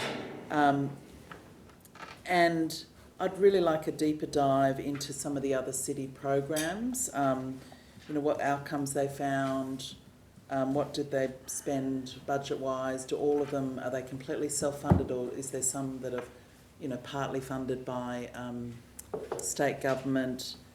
And, also some of those cities have much higher fee levels in their budgets than we do. They're not as rates dependent, so potentially they're tapping into a different fee service. I don't know, but, I feel like that sort of level to introduce a new service when we're actually thinking about cutting services, I think we just need to have that a little bit more of a complete look at it. I'm also really keen to explore the range of strategies, some of which have been raised by elected members. What does we're part of the Welcoming Cities Network, and if some of this is sort of, being targeted at multicultural communities, what are some of their best practices for dealing with kind of racism in their cities? Could we get really good results from having $500,000 extra to spend on youth engagement programs and outreach and fun things or interesting things to do? Apparently, I had feedback from some retailers that when we had that big TV in Wellington Mall with the Olympics on, like all the eshés were sitting watching TV really quietly. So, I mean, maybe we're better off investing in something like that. I don't know, but I'm just, I guess I'm just interested in exploring the range of strategies. And the final point I'd make is I do feel like in some ways the name of the role is what's challenging. And I think, the idea of a community ranger, like the word ranger is often used for council roles that, provide information, go and look at challenges and report back to compliance, issue some notices or deal with sort of homelessness. So I just wonder whether if it was sort of framed as a community ranger or community service and outreach, but I think the promise of safety officer sets up a different dynamic, and that might be where we get the kind of sense of discomfort with some elected members that we might be promising something we can't really deliver. Whereas a ranger, we all know that councils have rangers and are out there looking at problems and reporting things back and issuing some notices and those sort of things. But I don't know about that. But all right, so I think we've had a good exploration of that and provided some very detailed feedback, and so that will be considered further and come back in at some stage. Yes. Thank you for that. 8.1, we'll go back to 8.1, which was, what was 8.1? Local government amendment. Oh, local government amendment, yes. CEO. Thank you. So we provided some comments or draft comments in respect of the draft bill in the agenda, as we did with the proposed change to legislation last week. We'll just go through the table and we'll make some notes as councillors, contemplate the comments. The comments are based on the submission that we made on the proposal, so the discussion paper. So again, we're more than happy to listen and amend that. So the first was around the development of a local government charter. That's reasonably well supported. Not a well-constructed charter would assist councils in their communities to understand and agree the services that are provided to their respective councils. It might even help with that previous discussion we just had, for instance. So I'll go through and just yell out if there are any sorts of concerns. I might just drop it. So there's the serious council misconduct provisions, and I know there's some different views on that. Certainly our the comments we made at the time were supportive of introducing that, and these are the comments that largely that we put forward, and I think we wanted to have some definition around what severe misconduct might be. That still hasn't really been fully defined. We think that these are the types of, you know, the misconduct will relate to things like dishonesty, fraud and thefts and physical violence, gross negligence, willful and repeated misconduct, bullying, sexual harassment, disclosure of confidential information, failure to disclose a conflict of interest, that type of offence. But again, we haven't got clarity around what it means yet. So what about, you know, when people make statutory declaration statements and they are untrue, categorically untrue, with, you know, can't that be seen under a serious allegation as well, or serious? Oh, look, I'm no lawyer, and okay. I'm sort of giving you some examples as to what it might be. So. I have a comment, Alderman sorry. I had a discussion about some of this with Minister Abetz, and it was quite interesting, and I wanted this kind of probably to be addressed in this room, and that was that his position was quite different, so I reckon it will come up in state parliament, and that was that he actually felt the code of conduct system should just be completely scrapped and we shouldn't have anything at all. And I think that we probably should address that as something somewhere in here, rather than just discussing the different types of complaints and what we do. There is going to be a discussion in Parliament saying, don't do it at all. Let's remove this whole section, don't worry about it. If they're naughty, deal with it.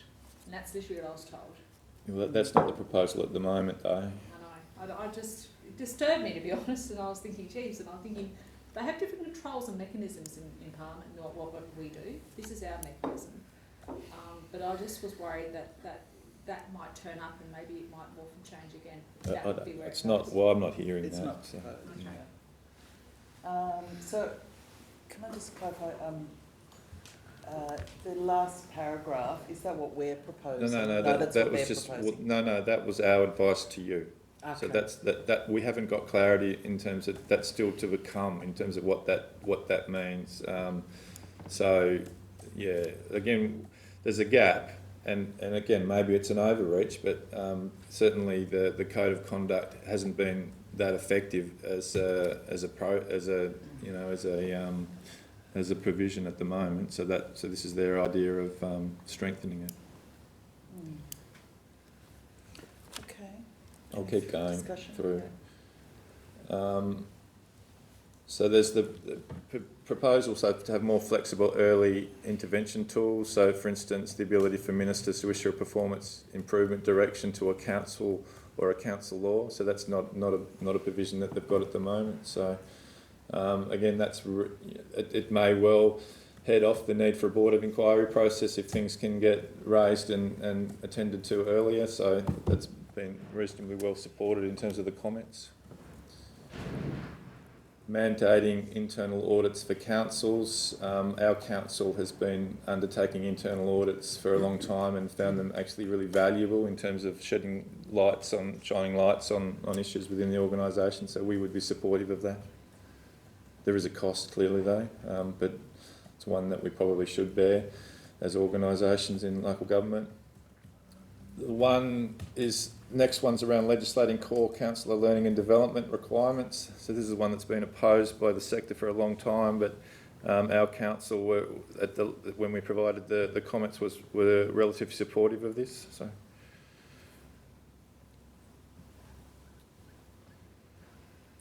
supporting more consistent data and transparency. So this is about performance reporting, specifically around our financial statements and actually being more open and requiring councils to report on more of their financial performance. So we were supportive of that. And also around providing additional information to include transparency in rates notices. So in terms of how they're calculated and the drivers for change, and in terms of people better understanding their council, how we invest in their services for the community. So again, that's not something we support that in terms of the comments.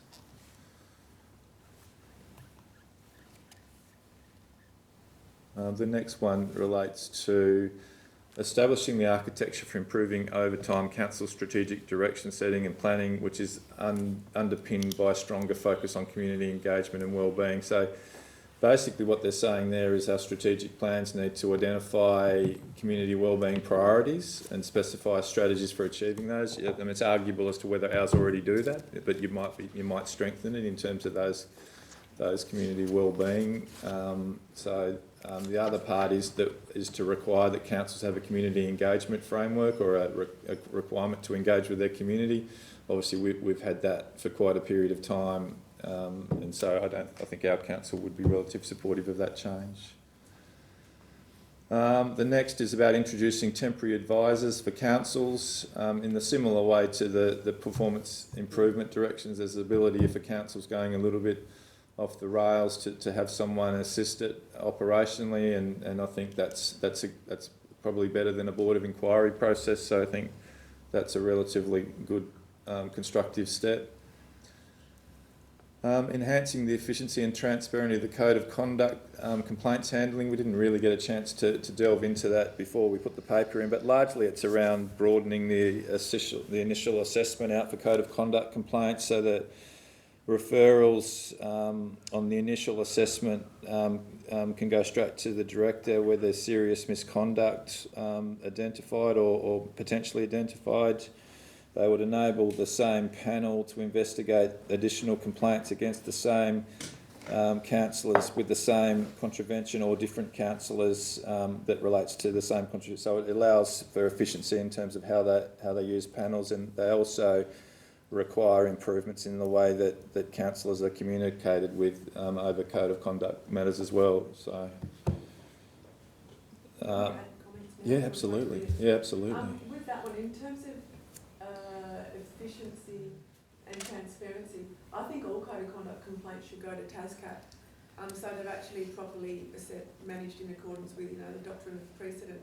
Because I can obviously speak from experience, but the panels are making mistakes, and in terms of, well, TASCAP obviously provides the efficiency and transparency, but it also provides the professionalism.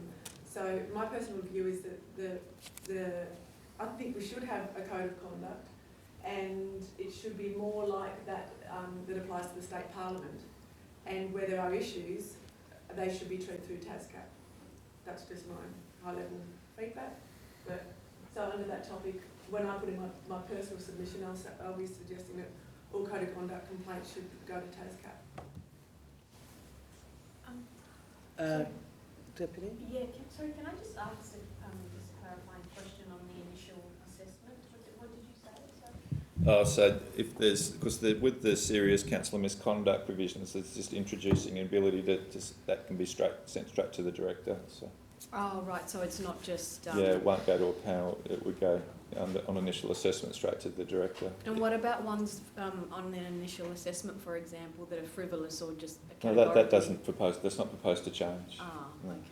So so something that's categorically untrue will still go through that initial assessment process and take up that time and that money and all of that when it's... Well, again, this is really only changing to introduce the concept of serious councillor misconduct in that sense. So. Yep, thank you. Thanks for clarifying. I just want to make one interesting point, and that was that I had listened a lot to what happens of these things, and there's no precedent ever allowed, like it's always a fresh start and so forth. That concerns me because consistency, if I was facing one, I'd like to know that I was consistently treated the same as everybody else, but there's no guarantee of that without precedent. Would that be correct? Yeah, again, I'm not a lawyer to be able to give you advice on that, but no, that's my understanding of it, yeah. and again, that's why the tribunal... That would be something that I feel that anyone who was participating would feel more comfortable knowing that precedent actually had a place. Yeah. No, well, I'll write some notes into that one. Is everyone happy for something about that precedent, that the panels try to make their judgments relate to previous judgments? Well, just be consistent. Yeah, relative consistency. Yeah. Yeah. Okay, the next one relating to, so this includes supporting provisions for remote attendance at closed council meetings, so it requires securities and decisions of council around allowing persons to access council meetings or closed meetings electronically. We're a bit confused about this because it's not currently permitted to do it, but they are anticipating to make updates to the meeting regulations next year, and this is the cleanest way. So they're introducing this, and then they'll introduce the ability for us to be able to have remote participation in council and or council committees. So. I would suggest that it's not necessary to do anything because we're all obliged under the law to keep it confidential. If we release stuff from closed ourselves, if we walk out or send a text message or record it secretly on our phone, then we're breaking the law, and it should be no different digitally. The chances of, I would have thought that the chances of a closed Zoom being hacked are low, but there might be circumstances for a council to be able to declare something is so sensitive that it needs some special security assistance, but for all closed to have to go through some particular cybersecurity. You know, all it's saying is that necessary. no third party is to, largely it's what it's saying is no third party should be provided access to listen or participate in the meeting unless the council make votes to allow that person to, that's basically what it says. There was also a provision, wasn't there, that this kind of access anyway was only on some circumstances where they were ill and they'd applied and that kind of thing. Well, that was under the COVID one. That was the COVID, yeah. Yeah, so this won't be a right that anyone can just attend. Yes, it will. Yeah, my understanding is yes, it will. That's what the regulations are proposing to change next year to allow. So. Oh, that'll be a lot worse, I think. But that'll be a discussion for when that bill comes forward for next year. At the moment, and I'm not sure why, I just spoke to Dion about it, this was the cleaner way to do it apparently, but nonetheless it can't be enacted until the regulations allow you to have electronic participation in council meetings, which clearly we'll have a discussion about that next year. So. Do we want to make any points in this submission about that we think that if it all went online, it would probably be not such a good outcome, or online without some bar to have to get over, like you've got illness or incapacity to get to the meeting or something. I think we made that. I think we put that in the last, but okay. I can reinforce what we said last time, which was exactly that. Yeah. We said we didn't support it. It's just that I totally understand. Look, I've participated when I've been really unwell or been somewhere else and I couldn't be here. But the ability to participate was extremely difficult. And that's if they even noticed you were waving your hand, like it was really difficult. Equally, I felt that when someone else was not in the room with you, it made the room not function well. I just don't feel that allowing it as a free-for-all would be very healthy for this room, but it should be appreciated that there will be circumstances there as an option, when if they need to, absolutely. Yeah. But it shouldn't just be a for granted thing. No, that's exceptional circumstances, I think. That's, yeah. Yeah, so I'll pop those comments in, and I've obviously got now comments on the previous matter as well. So I think the last matter is around the requirement for councils to have workplace development strategies. Again, we think this is a positive step, and we're working on one at the moment. We obviously have the One Hobart program, but a workforce development plan is important. So that's the changes. Everyone happy with all of those? Any further comments? Okay, that's great, thank you. Move on now to 8.3, unsolicited proposals policy. So who's going to present that one? Lara. Ms. McDonald.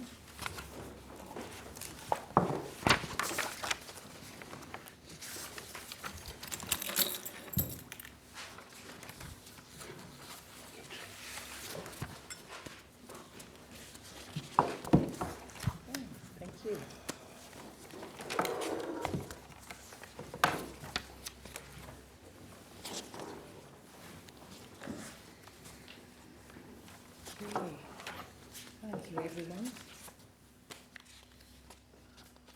So just by way of background, we've provided a covering report plus the proposed or the draft unsolicited proposals policy to the agenda this evening. By way of background and an introduction to this, so we're sometimes approached with ideas and innovative proposals that are beneficial to the community, but we don't currently have a way to assess them in a really fair and transparent way.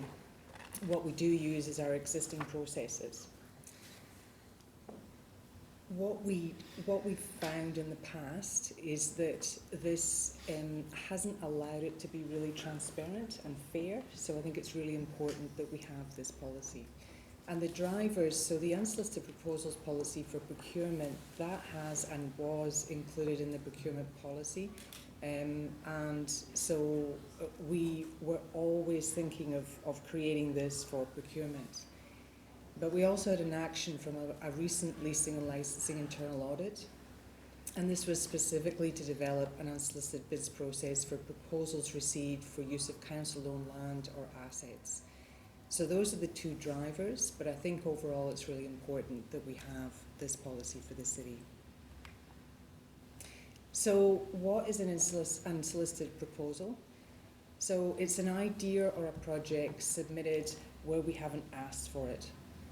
And it could be initiated by an individual, or an organisation, it could be a supplier, and what they're aiming to do is to collaborate with the city on this. They're usually new and innovative proposals that could assist the city to achieve its strategic objectives or satisfy a community need. And what types of things are we talking about in this policy? So what's in scope is it could be an infrastructure project, so a proposal to build or finance new infrastructure for the community in the municipal area. It could be goods and services. Now this happens quite a bit where people want to sell us something. We haven't asked for it, so we haven't put out a public tender or request for quote, but they feel they've got something new or something that could assist the city. Commercial transactions, so these could involve sale, lease, or development of council-owned land or assets or council-owned property. It could be for the city to consider if landowner consent to lodge a development application should be given to develop council land. And it could be an innovative idea, so something new that we haven't thought about.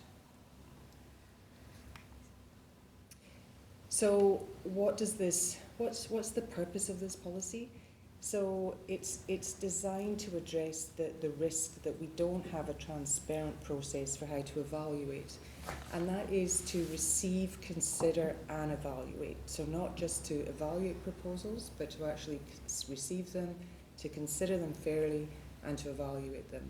So the objectives of the policy, and they're outlined here, and this is just a summary, but the policy aims to support innovative ideas that can benefit the community and stimulate private investment aligned with the city's strategic objectives. And I keep repeating aligned with the strategic objectives because that's really important in all of this. So the policy will ensure a transparent decision-making process, fair treatment for everybody who submits these types of proposals to us, and it will also uphold probity and integrity in all of these decisions. And it will ensure that the proposals that we get comply with legislation and ultimately achieve best value for money through the assessment process. Now there's quite a detailed submission process outlined in the policy, and that's deliberate. It's deliberate to make sure it's completely transparent and people will know when they lodge something with us what the process is. The process also has a number of gates, so at each stage of the process it may be that the council decides that in fact there needs to be a competitive process and so it won't proceed as an unsolicited bid. It could be that it is considered as an unsolicited bid, but at each stage of the process the council has the ability to make whatever decisions. There's various gates. So the first stage, and there is a preliminary assessment stage, so somebody can actually come and meet with the CEO or the CEO's delegate and just have a conversation to see whether or not the unsolicited proposal is likely to meet the policy and be considered as an unsolicited bid. So stage one, if that's the case, people fill out an application form and a copy of the form is attached to the policy. And there's a whole range of information that is sought from the applicant in order to make that assessment. So the first stage is the submission and the assessment. So once it comes in, it's been assessed as meeting the policy, an evaluation committee is established, and the details for that committee are outlined in the policy. Stage two, so if a proposal is deemed to go through from stage one to stage two, and under the policy that is that can't take more than 3 months, it could progress to a detailed proposal stage. So the detailed proposal would require a feasibility study, cost-benefit analysis, the community benefit would need to be considered, and also a risk analysis would need to be undertaken. So all of that would be undertaken to determine whether or not the unsolicited proposal should proceed or whether it should not. And it either doesn't proceed full stop, or there needs to be a competitive process undertaken. If it goes through to stage three, that is contract negotiation. At that point, it could still not proceed, so it may not. But if we end up in a situation where a contract is actually put forward and it's bona fide, then it could be approved. So under the policy, there's various roles and responsibilities. There's obviously the delegate, and that is the approver. Now, the approver in some situations will be the council, and if that's the case, a report would come at stage one and stage two if it progresses to that stage through the process. And of course, this doesn't circumvent any statutory processes or regulatory processes that would need to apply in respect of, say, council land or council property. Proposal manager, so they would lead the evaluation. They'd be appointed by the CEO and lead the evaluation for stage one and stage two. The evaluation committee would have to be a committee with at least 3 people and with appropriate seniority, and one would have to be a technical person who was capable of being able to consider the unsolicited bid. A probity advisor may be added to the panel as an additional member. That could be an external probity advisor or internal. So as an example, staff in procurement are trained in how to provide advice in relation to probity, so it could be somebody like that. And where required, there may be an expert advisor. Again, that could be internal or external, depending on what it is we're looking at. At stage one, there is an evaluation process that's undertaken, of course, and we would use weighted evaluation criteria. And that criteria would include the public need, value for money, whether it was innovative, feasible, whether it aligned to the city's strategic plan objectives, risk, capability, and whether there was community support for it. And with the criteria, if you need to get at least 6 out of 10. If you're getting 5 out of 10, that wouldn't be good. So in terms of submission terms and conditions, they're detailed in this policy. So they must apply, and they must be adhered to by all parties involved in the process, and probity both for the officers involved in it and the proponent who's putting forward the bid. The official application form must be used to submit a proposal to the city, and Appendix 3 of the policy actually outlines those proposals that are not considered to be part of this policy. And the reason that's included is so that proponents can look at the policy and think to themselves, well, look, what I'm proposing actually isn't innovative, or that would normally be handled by the city's normal procurement processes, etc.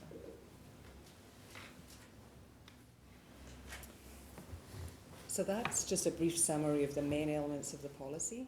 The next step, so we're really seeking your feedback today on this policy. The next step is that the policy will be finalised following feedback and presented for formal council approval at the November council meeting. If approved, the policy would be published on the city's website, stakeholders would be communicated with, and the staff will receive training for the consistent application of this policy, because I think that will be extremely important. And it would be subject to ongoing review. This is a new policy for the city, so it's really important as we start taking unsolicited proposals through this policy that we do regular review and make sure it is working for the city. Thank you. Thank you, Lara. Councillor Kelly, then Councillor Bloomfield. Thank you, Chair. In your study, were there many other councils around Australia doing this exact thing? Just ballparky figure as to what, majority or less? Or? I would say a lot of councils, particularly on the mainland. I only found one example in Tasmania, and that was the City of Launceston. They've got a procedure which is specific to council-owned land and assets. In the state government has one, so our state government has one. And there's many examples from councils interstate. And is there a cost involved to apply to do that to the person doing the application? It would be free for them to fill out the application, but the policy states that they have to bear all the costs.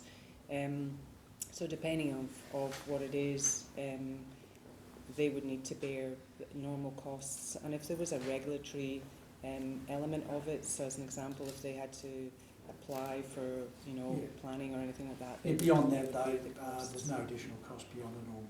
No additional costs. Okay. And lastly, those timeframes. You did touch on the 3-month one. So do you have a timeline for the whole process, or just that immediate sort of? Yes, I think that stage 1 is sort of almost the first gate. Is it going to go forward, or is it not? And while you can still have it might not after stage 2 and even in stage 3, we wanted to provide sort of really good clarity around stage 1, because that's the first gate, that it is or it isn't, it would meet the requirements of the policy. It's set at 3 months, but we would aim to look at proposals in a really efficient way. Thank you. And I think it's a great initiative. I think those timeframes, Councillor Kelly, are hard to define at the moment because it can depend on the complexity of the proposal put in front of you. But as Lara said, we'd try to expedite as soon as we possibly could to avoid any unnecessary delay. But yeah, in summary, I think it's a great initiative.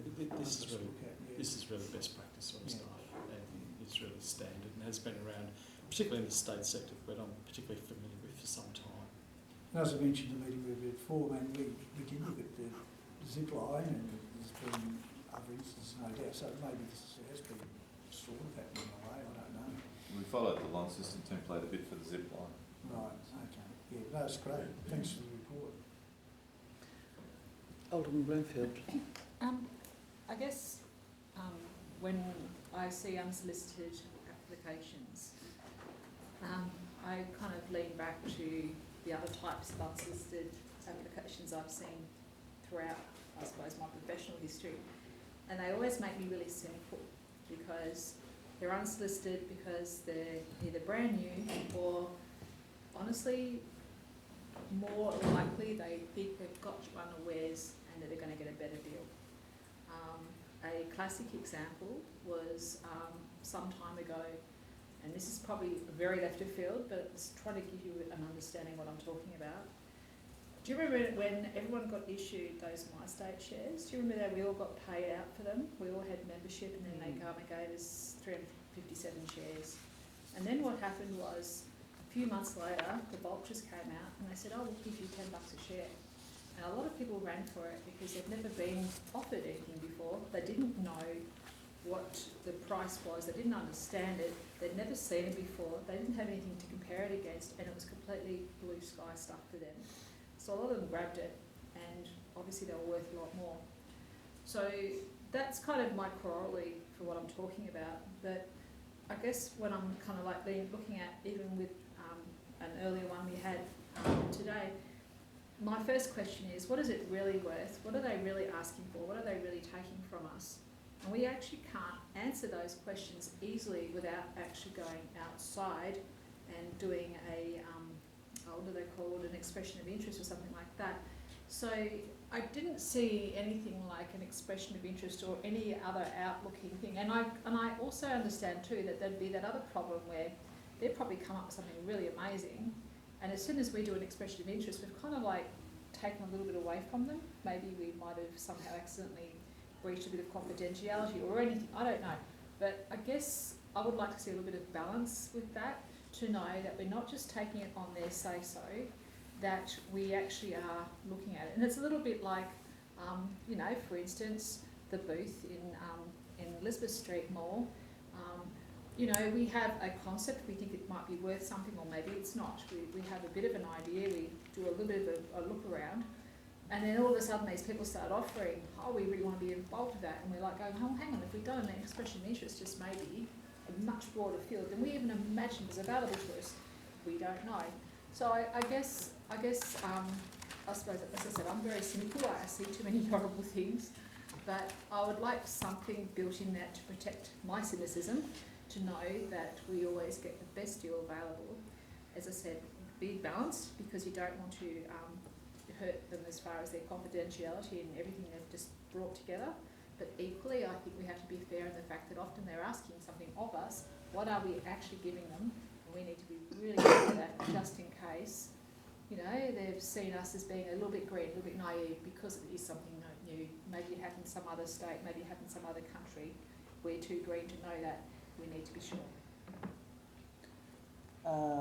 Did you want to respond to that, or we got that comment? We're taking it on board, okay, and thank you. And there's certainly some structure around those concerns that you have. Yeah, so we're very everything you pretty much mentioned, we've taken that into account. Yeah, I just didn't see it there. And, that's all. Yeah.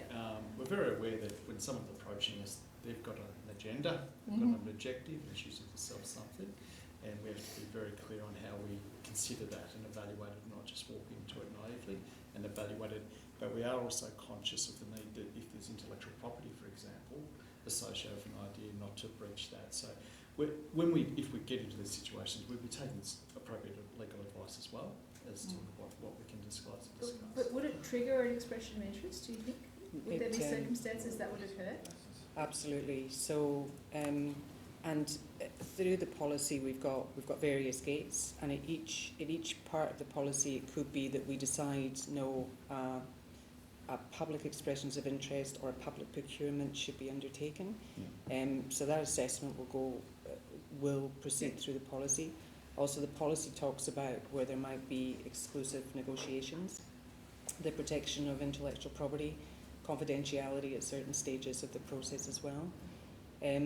Currently, when it comes to a procurement and we're not able to really accurately determine how much something, it may be no cost to the city as an example, and then we treat that as a conferred benefit and still use that to determine what procurement process we should apply as an example based on the value of the benefit that the person who's actually trying to sell us something is going to get.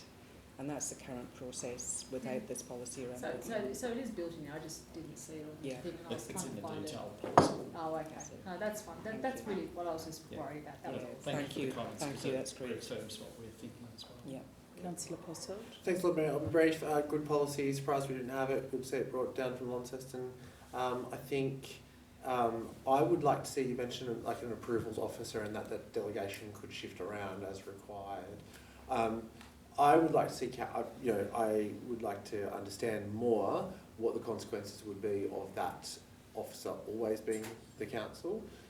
Some of these things, the saunas are a good example. People were making approaches to a whole bunch of elected members about, I want to run a sauna, and eventually that turned into an EOI process because of that. But equally, when we're not informed of what's going on in the background with officers, and we've got people coming at us for a site that people might be aware we're looking at, it's really difficult for us. And I think also getting a steer, which I must commend Michael in his tenure here, is really good at getting a steer from council and going, well, what do you think of this before you? Can I just get a bit of an idea of where your heads are at?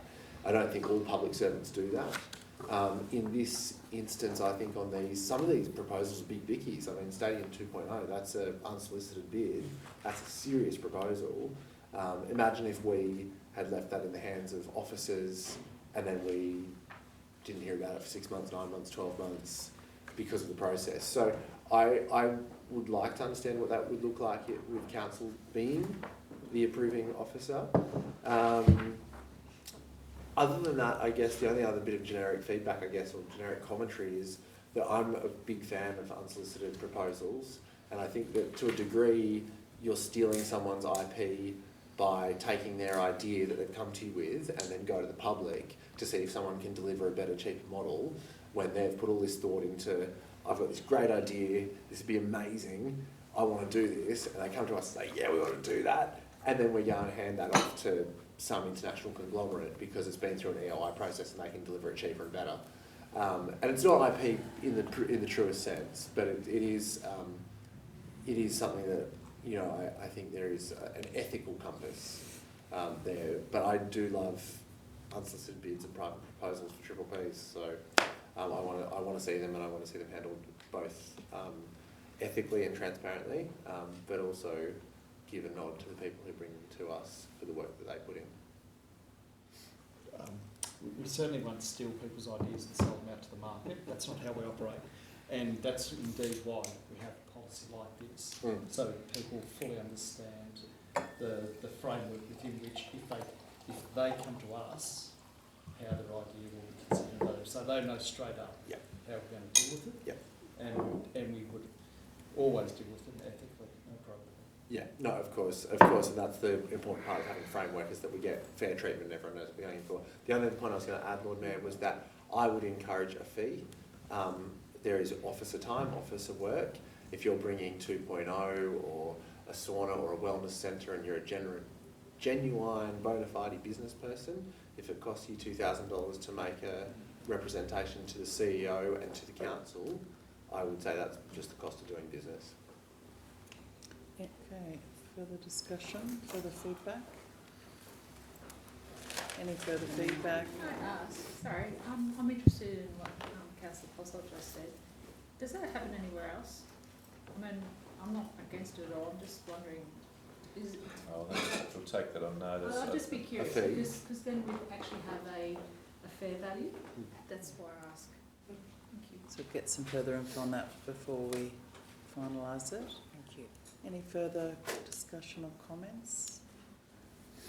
I'll jump in then, just a couple of questions. So yeah, I guess my question, I think the general idea is sensible and wise to have a set process. I guess my questions are around the trigger or the threshold. Like, for example, if a community group says we want to come and do a mural on the side of your wall, is that an unsolicited bid, or is it only when it's for profit? So I just wouldn't want us to do too much bureaucracy where there's, so I just think we need to kind of clarify that. And if it is a for-profit initiative, I think that's probably the trigger or the threshold. You know, maybe we want to have extra layer when it's something of a value over a certain amount, because I also don't want to, you know, I don't want to knock out things that might be quite low value or low cost, particularly to the city. Doesn't involve land, doesn't involve... Just to answer that question, we put a threshold in the policy of $10,000. It seems a bit low. And the reason we did that is because under the procurement policy, you only need one quote. So if somebody came to us and wanted to sell us something that was that had a dollar value under 10,000, we could consider it. So that's why the dollar threshold's there. But that would then mean that would trigger if the community group wanted to do the mural, because that might be worth 15 grand. I must admit, Lord Mayor, I hadn't thought of a mural going through this process of unsolicited bids. But it sort of is though, isn't it? It's the use of council land. I'm not sure we'd steer them through this process though. Well, but you need to make sure that you just make it clear. What you're looking for those. Thank you. In my mind, the unsolicited bid process is more associated with commercial activities. That's what I mean. Yeah. Rather than non-commercial. Yeah. No, I think that's just about saying that very clearly. And the other question, I guess, relates to what Councillor Posselt is saying about when does council get involved? Like when do you get a steer from council? Like there are a range of city services that I'm exposed to through Council of Capital City Lord Mayors that I know other cities have that are provided by private organisations. Those people eventually come to Hobart, and I wouldn't want them necessarily to be discounted without council having a say, but I also, so when were you thinking of council having a role in that? The policy talks about delegations, so that depending on who has to make the decision, it will be tied to the existing delegations that the council has set down. So the council sets down the delegations in its June meeting. So it would be tied to that. So that would mean that, say it was goods and services, and I know that's probably an easier one. That's, you know, there was a budget that could be considered, and it was under a certain threshold. Then that could be made by a director, as an example. It could be something that's under the CEO's delegation, so it would come to the CEO. But I think that we would be extremely mindful around what should come before the council. Yeah, it's more the rejections that I'm worried about, like something that sounds a bit different, but maybe, and someone's perhaps got a lot on their plate and thinks, oh, is this really, and so it's the ones, it's a bit like refusals coming to planning. I'd rather have a steer about, is this innovative? Like it says innovative in the policy, but that can be in the eye of the beholder sometimes. Sorry, Lord Mayor. We could, any unsolicited proposal that comes to us, I would envisage we could keep a register, for example. And similarly, you could have the status of those, and potentially through the CEO, there could be a report to council to say in this particular period, we've received these particular proposals, and these have been advanced under the policy, or these have been rejected, and here's the reason why. And that may be something we can consider on a reporting basis as well. Yeah. Just so you have a clear line of sight as to what's going forward. Again, I'm just a little bit nervous about a refusal. Like if there's some sort of, like I know there's probably a lot of rubbish that is, should be just refused outright, but I'm just a bit worried how there might be a... There's actually very few unsolicited bids that we receive, very few, so... They are rare. They are rare. And in my experience has been those larger ones that have, more substantial commercial operations have been brought to the council, certainly to be made aware of. An inquiry is different from a unsolicited bid as well, so I mean it's about, there wouldn't be many unsolicited bids, genuine unsolicited bids that we get that the council wouldn't actually hear about and make a call. That's right. Because particularly when they relate to property, council can only dispose of interesting property, so. But I think we hear what you're saying in regards to understanding what's been brought to us and what's perhaps not advanced and what was advanced, that's the case. Yeah. And whether there can be a review of that if the council had a strong view that, actually that sounds really interesting after all. Yep. Yeah, okay. All right, any further comments? Having none, we will move on. Thank you for that. Next item is the advocacy report for 2025. Director Eaton and I'm the official note taker. Hi, Abby. If it's a promotion or a demotion, really, Both.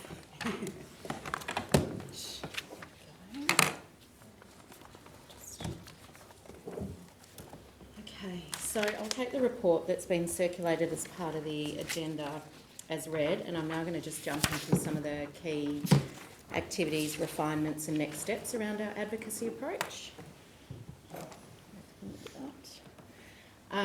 So what I'm going to do is just go through what our framework that was endorsed in 2023, what that does, why we advocate, how we advocate, key activities to date, Some refinements that we've picked up along the way with our approach, and just reflecting some of the key insights that we've received from elected members along the way, and just the roles and responsibilities and where to from here, and then hopefully we'll have time for some questions and feedback from you guys. So the advocacy framework is the overarching document that we use to guide our advocacy work. So it's establishing and maintaining good working relationships with other levels of government. As I said, the framework was endorsed in 2023. It will be reviewed in 2027. It's designed to enhance the city's ongoing relationship with the other levels of government and improve the city's capacity to advocate for decisions and resources that meet the needs of the Hobart community. And it replaces the previous framework, which was endorsed in 2020. So why do we advocate? It's a core business for local government. It helps us to fulfil our functions under the Act. It's particularly important for Hobart as a capital city and engine room of the state. Our overarching aim is to position the City of Hobart as the partner of choice for both levels of government. Through these efforts, we strive to secure a fair allocation of funding for our city. And it's not just about requesting a handout, and it's an essential function of a modern local government organisation. How do we advocate? So there's lots of elements to how we advocate. So we work collaboratively with the council, ELT and internal subject matter experts to identify our priorities that are strategically aligned. We partner with our community members and other local councils and organisations to address and advocate for shared challenges. We engage regularly with state and federal government ministers, local members, senators, senior gov execs. We run targeted advocacy campaigns. Sorry, Lord Mayor, would you mind just moving your chair? Sorry. Running targeted advocacy campaigns through media, community mobilisation, direct engagement with political leaders and government executives. We connect with our election candidates during state and federal elections. We submit proposals to influence government inquiries and budget processes. We apply for grants. We maintain consistent and ongoing communication. And we mobilise through community and awareness through our social media. So just highlighting some of our activities to date. So this is from October 2024 to end of September this year. During that period, we submitted 7 submissions to government inquiries. We had 37 advocacy meetings. That's just with the Lord Mayor, myself and the CEO. We sent 301 advocacy letters, so that's a really large volume of letters, but that's inclusive of 2 state elections and a federal election in a year.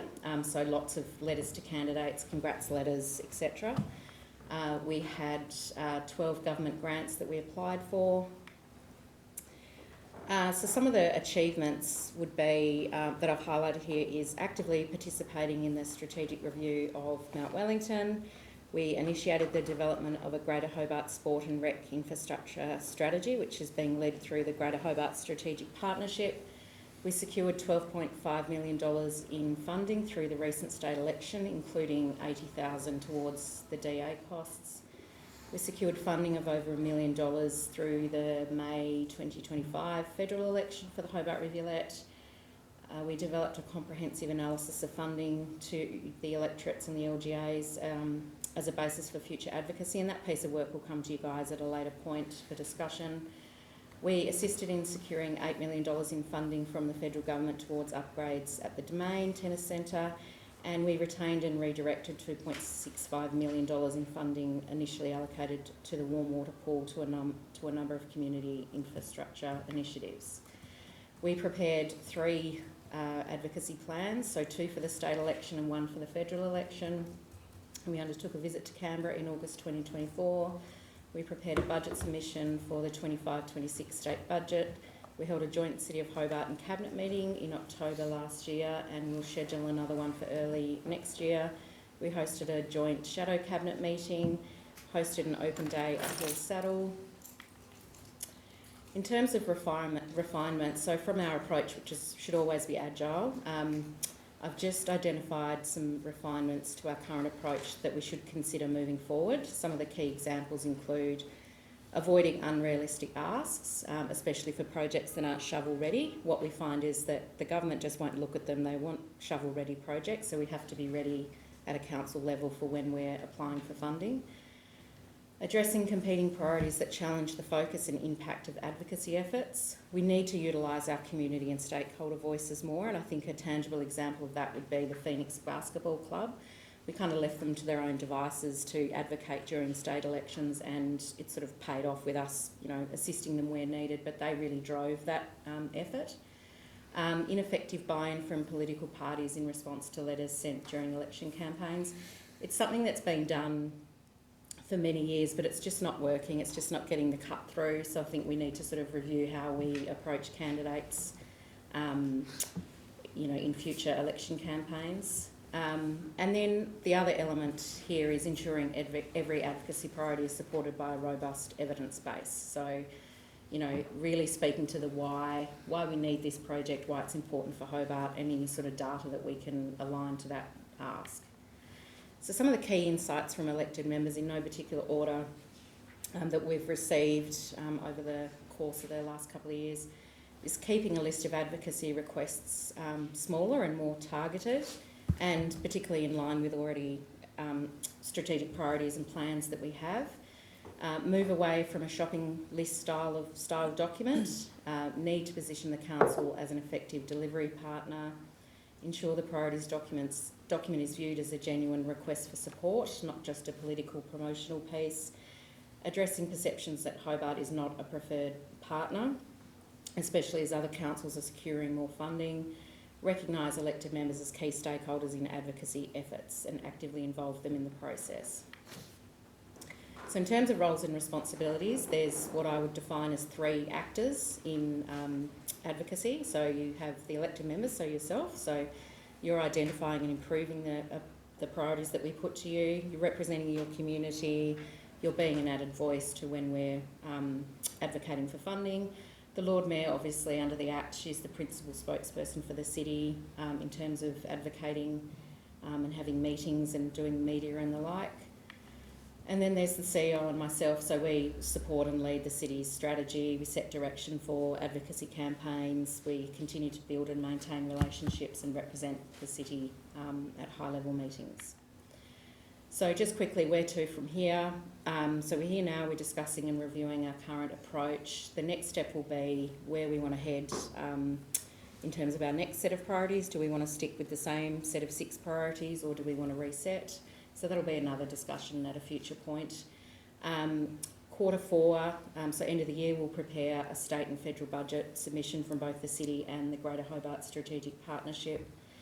Q4, so November, December, we'll develop and execute in conjunction with the Greater Hobart Strategic Partnership a detailed engagement and advocacy plan in relation to that broader piece of funding analysis work that we've had done. So that's I've captured 10 years' worth of funding data from both state and federal governments across the 29 local government areas and the 5 electorates, just to have as an evidence base when we're asking for money to sort of say, Clark has missed out in comparison to Braddon, who's got the fair share of funding. So that will be a really important piece of work. So early next year or the first quarter, we'll look to plan and undertake a visit to Canberra to present our advocacy priorities. And just a couple of ongoing elements there. So regularly reviewing, being agile, receiving your feedback, maintaining a list of future priorities so that when we have a discussion to set the priorities, we've got a list that we can sort of pull from. And then I propose to sort of present to this group annually, providing updates on our activities and highlighting achievements, etc. So, questions? That was a lot to sort of throw at you in a short period of time. Happy to take any questions. Councillor Lohberger. I've just got a question about the sort of the very last thing you said, just about with the trip to Canberra. Is that, we do have a climate change policy that says we don't fly if we don't absolutely need to, and given that the people I assume we're speaking to are Tasmanian politicians mainly, or are available by phone, is it necessary really to fly to Canberra for this? I would say absolutely yes. So we don't just meet with Tasmanian senators. If we can get in there, have an audience with a federal minister or a shadow minister, then we should be. So, yeah, I would say it is a requirement.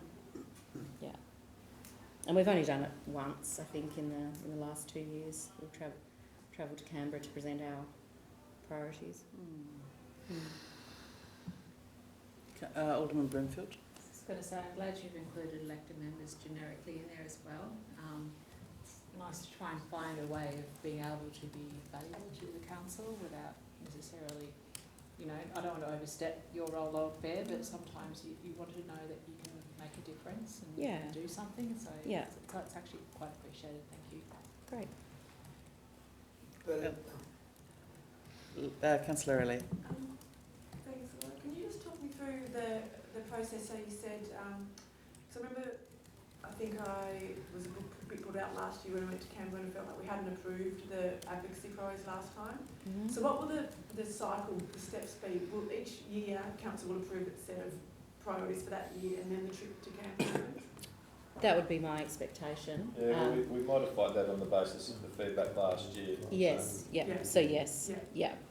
So where are we at in the cycle at the moment? I mean, are we... We're a bit sort of late in the cycle given there was a state and federal election this year. So I think given where we are in the year, we'd probably be looking to come to council early next year to sort of set the priorities for the remainder of the year, I guess.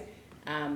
Keeping in mind that the framework I spoke about earlier has those 6 sort of key headings that we don't necessarily have to stick to, but it is something to just bear in mind that that's the framework that we agreed to. Yeah, I think that would make sense if we were to at least have it so that they're agreed annually, obviously, before you go. And then we're ready when something unexpected happens. As best we can, obviously. Yes, as best we can. Yeah. And also, along the same vein as Alderman Bloomfield, I think using all elected members in that advocacy space would be a good idea because we all have different relationships and different doors open for different people, and we cover the full political spectrum here. I was just most keen to make sure that council approves things before they go out to being offered around. Yeah. Thanks, Councillor Elliott. Councillor Harvey. There's something just following on from that comment, because there is a challenge with consistency, and so if we're putting in a budget submission in December, if we change our priorities in February, it's like that's the challenge sometimes, because once you, and it's a complaint that Andrew Wilkie often says, oh, but you were asking for the aquatic centre for 5 years and now it's not even on your list. Like flipping and flopping sort of does take away, but unfortunately some things sit on an advocacy list for so long and we think, well, there's no point to that. But there is, I think we do need to probably align with the budget submissions. Which I don't know when the federal one's open. I think the state one's open today, but they're only open for a month in November. State will be a little bit different. There'll be absolutely no money, whereas the feds, there's probably a little bit more money to play with. So that's when I think we'd obviously look to advocate for the remaining funding for the basketball courts, which is an endorsed priority, if you like. Yeah. Sorry, I know I'm jumping in, but because it's related, I just think the budget submission should also not necessarily talk about money for us. Like, you know, the state budget submission might want to talk about not cutting public servants because we're worried about workers in the city, or the recent concerns about there not being enough money in the arts. These are not money for Hobart City Council, but they're things that we can do budget submissions and maybe bring it to council and get the general... Yeah, I was just going to say perhaps it's something I'll take the CEO's advice, but we could bring to November council meeting as something for you guys to look at and endorse. It needs to be workshopped initially in terms of being able to identify the things that are important to council to raise with the stage. But I think you probably have a general idea, and we could, I don't know. Yeah, you guys can work it out. Figure out how they usually... I just think we have to make sure that our budget submissions line up with, so we don't change too many times and things. Sorry, who else wanted? Ben. Bill. Councillor Harvey. You good? Okay. Councillor Potter. A couple of questions.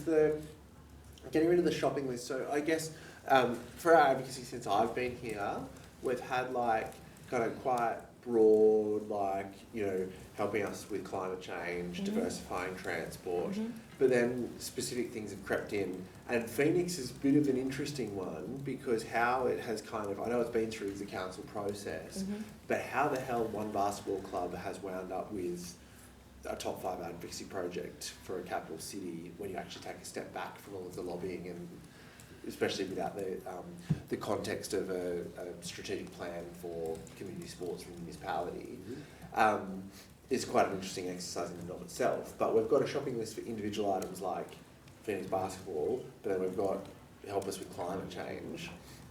And those two things don't really stack up. So for me, I mean, a steer from you guys, clarity on, do you want us, because in my mind when we have added diversifying transport, I thought, yep, council says we want you guys to go away and advocate for diversifying transport, whatever that means to officers, because we're giving you the encouragement to do that.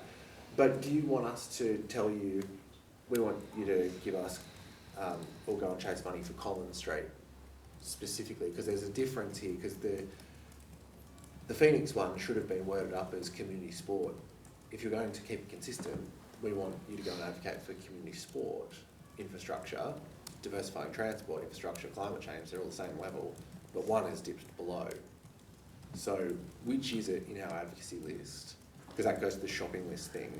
If we're going to go for Phoenix basketball, netball courts, Collins Street cycleways, then a shopping list is what you need. What are we actually doing? That's a big question. Just quickly though, so Phoenix are the basic, the ask is around community courts, indoor courts so it's on council land, council facility, which, you know, they're proponent. So, so I understand that. in terms of that, I think you do have to have tangibles to be able to put to all levels. You know, so specific projects that they want to see that. They don't want to see generic, you know, so if the council's direction is to identify active transport projects, then that's what we need to do. And again, to follow Councillor Elliott's sort of direction there, is they'd like to see that approved by the council in terms of the ones that we're identifying, and we can do that. Yeah, so I mean, maybe the best strategy moving forward is more than a single year of strategic level advocacy priorities, and each year you come to us with, well, these are the specific projects. Yeah. Like, what do you want us to advocate for specifically in this area or that area? But it sounds to me like there's a bit of work to be done really to figure out that process for how individual projects, because I agree shovel-ready projects are what you want to go to government with. I think Glenorchy did a really good job on the playgrounds the last federal election. They got a heap of money, well, they got reasonable money to get all their playgrounds upgraded. It would be interesting to understand what they did to achieve that, given they're also a marginal electorate. But yeah, I guess that's probably the key piece of feedback. But I also think that we need to have a separate advocacy process around state and federal elections, which I know you've been coming kind of ad hoc with. Yeah. But we need to have a set thing that we do every federal election cycle where council can kind of read the room, use their political sway to work out, well, maybe it's slightly different advocacy for the election compared to what we've been doing consistently for the last 2 years. Yeah. Just going back to the point that I made around the various strategies and plans that we have, all of them have mentions of advocate, lobby for funding, etc. So I'm kind of pulling those elements out and putting them into a running list so that when we are looking for priorities that we can pull from that list, because they're all strategically aligned. So that's something that we hadn't done before. So yeah, but I mean, a good example would be on the climate change front would be if we decided we wanted to pursue a community battery, then that would be a ask that sits below at the next level down, that the council could say, yeah, we think this is a priority to achieve that goal, and we're going to go and actively lobby for a community battery rather than this airy-fairy, action on climate change. Yeah. That's a good point. Further discussion? Okay, just also add, there is, I mean, a lot of funding these days does have to go through a grant process, so, and that's again where the council may want to, it probably says that bigger picture approach of saying, you want to get money for active transport or you want to get money in the arts has to be at that generic level. because when it comes to applying for a grant, it might have very specific constraints or amounts of money, and then do you literally, you know, like, do you want to approve every grant application that the officers put in? And, you know, that's not practical, because, I mean, things like, there have been certainly some successful grant programs or projects that officers have responded to in quite short timeframes that align with a big picture goal. But so that's another one of the challenges, isn't it? Yeah. Yeah. All right. If there's no further, thank you very much. Thanks. I'll stay here for the next item. Cool. All right. I'll plug into mine because I've got them into my document. Yep. How's everyone feeling? I've lost half the room, so. You're good. Yeah, you're doing well. Yeah. I know. I feel. Yeah. I'll say it's the timing. It's not me. I won't take it personally. I would love your input, Marty. So please stay. Just bear with me a second. Just Chancellor Kelly missing. He's gone. Oh, he's gone. Yeah. Just Move on. turn off that other screen. Yep. I don't need that one. So while Laura's loading this up, I'll just sort of introduce part of the reason why we're talking about this. So it's really early days of drafting a document that will bring together considered sort of framework and guide to how we communicate and how we, socialise what best practice communication and engagement looks like for officers when they're talking to the two teams in my area, so mainly the communications and the engagement team. You'll note that we've got public-facing documents. We've got the community engagement framework, which you will endorse, and it'll be back up again for discussion next year. That talks to the framework that the city uses for community engagement. It doesn't talk to how officers engage with community engagement, like why and when we do engagement. There's also an engagement policy, that is a secondary document, so all of these are complementary to a guide. We do not have any centralised communications guide, framework, strategy, anything. When I first started here and I asked for one, there's literally nothing. So each team that comes and goes here, it's basically emails. We use a different drive now, but basically people just send you links going, here's some examples of documents we've done and this is kind of it. So while I've been here, we've set up some social media guidelines, some policy. You'll note with social media, it's very iterative. It has to be because the platforms keep changing. Like you'll note the social media age for kids under 16, we have to adapt and consider how we then operate under those. So with this guide, what I'm looking for, I guess, is this is your opportunity to provide feedback and engage now, but then also I'm noting time. Please talk to me after this. So the engagement period will still be open for another couple of weeks.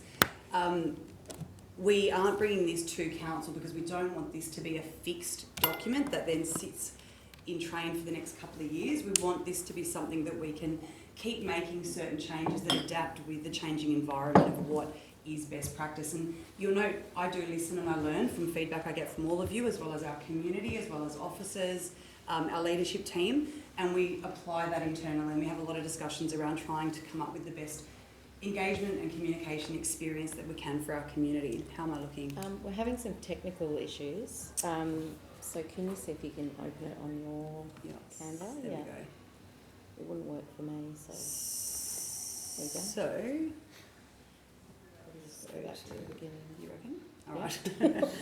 Okay, so I'm going to take you through the why, the how, the where pretty quickly, and then I'm going to get into some questions where we're going to open it up just to get you to kind of start brainstorming with me so that I can see if there's anything within our thinking within the document that we've missed. To bring you on the journey, we've thus far engaged with the community. We sent out a survey to community. We have also added some questions to other pieces of engagement we've been doing over the last few months to talk about how they like to receive their, what channels they use, how they like to receive updates, etc. We've engaged with colleagues across the organisation and also the executive leadership team. And you're next. So, as I said, we need a really good guide that is a centralised document that outlines what best practice looks like for communications and community engagement. It needs to be practical and provide clear advice for both staff and external contractors and consultants. Basically, any type of external communications that's going out to community, we want to try and provide clear guidance on what best practice looks like for the community experience. pretty simple. We need good communication, because why are we doing what we're doing? We're doing it for community. We need to tell them about it. We need to tell them at the right time, all of that sort of stuff. So it builds public trust and reputation. It needs to be clear, consistent. It needs to be authentic. It needs to support our strategic goals. Again, we talk about at rates time, about people paying rates. That shouldn't be the only time we're telling people what your rates are going towards in the city. It needs to be consistent across departments. We've got, 6 networks here who are all doing really important work, all have various external communications. It could be something from a start works notice to a communications campaign and everything in between. There's a lot of external comms coming out of the city. And we need to have structured engagement plans that make sure we're always promoting meaningful two-way dialogue. We're not just going out and informing. There should always be an opportunity to hear and to listen and to learn. And that goes for residents, stakeholders and businesses. Clarifying purpose and process. So explaining why we're engaging, who we're engaging with, but also how people can actually have their say in what will happen with it. We're always trying to encourage participation and feedback. So inviting community input, making people feel heard and valued, and that comes to the 360. So after you engage, making sure you tell them what happened with their input and their feedback. This document, whilst it won't go to council, we're actually going to make this publicly available, and we've researched and looked at other cities across the country, and that seems to be really common. I can look and find most cities' communications and engagement guides online, and same with the approach we're taking. A lot of them don't necessarily go to council, but they've engaged with their elected members to make sure it's an agreed way of operating. Adapting to changing tools and trends. There's so many examples at the moment of just different moderation best practices, different ages and legislative frameworks that are changing with regards to access to different communications tools and platforms, and of course different policy requirements. And then lastly, strengthening our brand identity. So by making it a unified voice, just making sure everyone's clear on our identity, but also our mission, which is working together to make Hobart a better place for the community and helping the residents connect with those values. Also providing and managing risk and crisis effectively. So proactive communication strategies help mitigate reputational risks and respond effectively during crisis. And crisis doesn't need to be a big thing, it could be a little thing. So using the guide, so it's for City of Hobart staff, contractors, suppliers, consultants working on our behalf. It is, and just on that, just some examples. So we have different construction crews that might go out and do some construction work on our behalf, that are doing start works notices and communicating to businesses on why they're doing the works and all of the information around them. We've got, for instance, we've got the Creative City team are using some consultants at the moment to help with that work. So they're out doing community engagement and consulting with community. So it's making sure that everybody is, we're looking after the needs of our community and making sure everyone understands what best practice looks like for us. We want to make sure the community is receiving that consistent quality of comms, both when, where and when they need it. And as with everything, we're always strategically choosing our communication channels to reach our audience where they are with the right message and right time. And proactive communications, this is something we've been really pushing hard internally here and saying to our crews, if you can see it, assume if it's high interest or high impact, someone else in the community is going to want to know what's going on there. Like if scaffolding's all of a sudden gone up in the city and we're creating a pedestrian diversion, someone's going to ask us a question. So let's try and be proactive and tell them what's happening there. If we're fixing like the tiniest pothole and you've got some witches' hats out redirecting, let's talk about what we're repairing and how long it's going to be closed for and make sure people know. So, and I've used 2 construction examples there, but it could be anything. So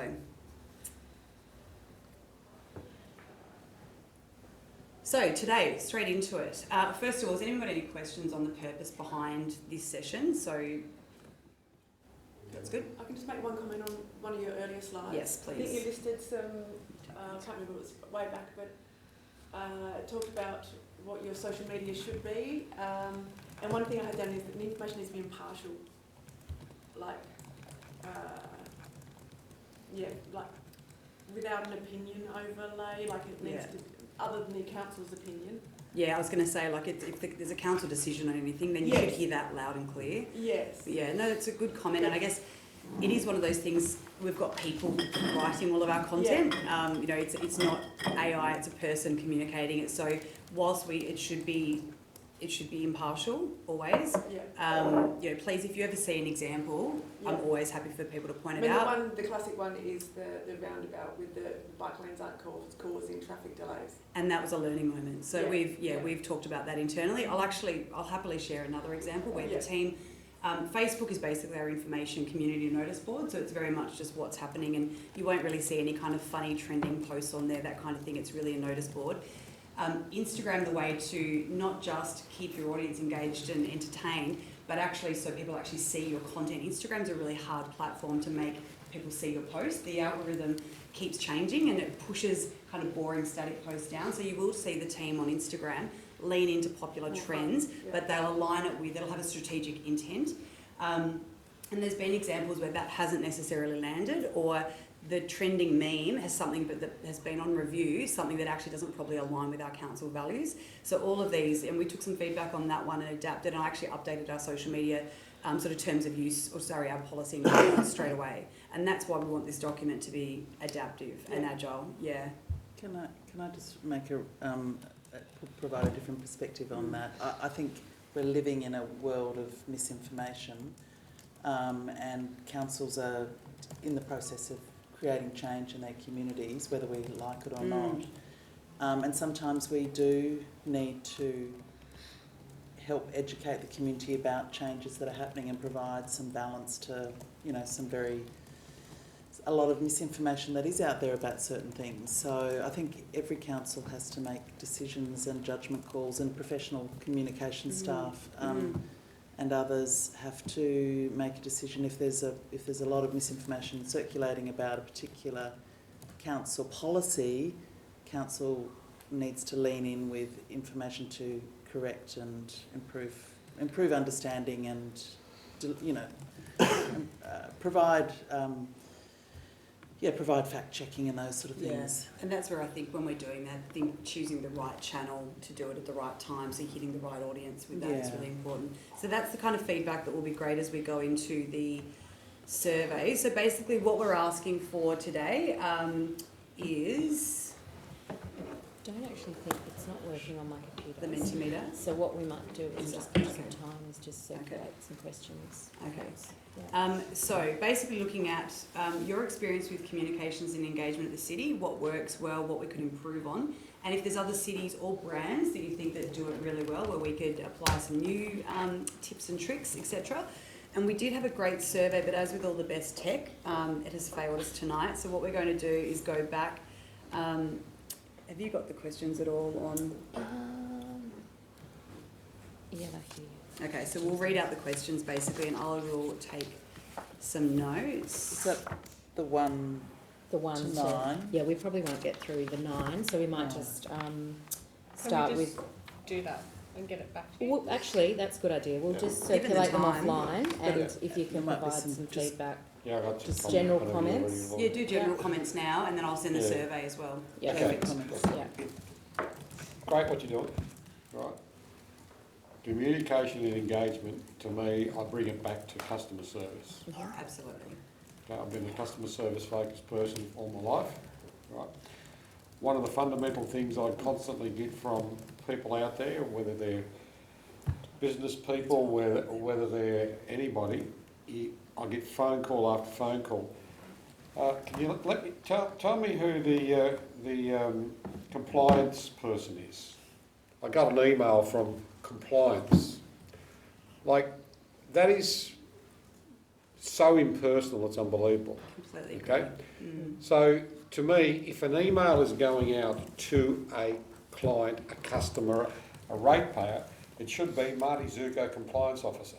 So when I want to contact the compliance officer, whether I want to contact via email or phone or whatever have you, I can contact and say I want to speak to Marty Zuko, right? Because what happens is the person rings up and says I want to speak to the compliance officer. Oh, which one? Or they might. I'm just saying these are the things that happen. And that person may not even know about this email. So if we're going to communicate with people, I think it's extremely important, right? And engage with people. That people-to-people contact is important. So I really agree, but I will offer an example. I just bought a house in North Hobart and it came with 15 letters from Trent Harvey, Yeah.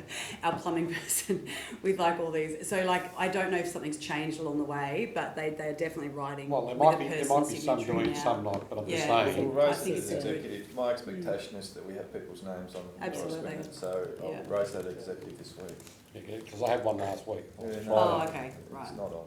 Yeah. Another one, Alderman Zinn? No, that's basically it. I just want to emphasise. Communication engagement is customer service. Mm.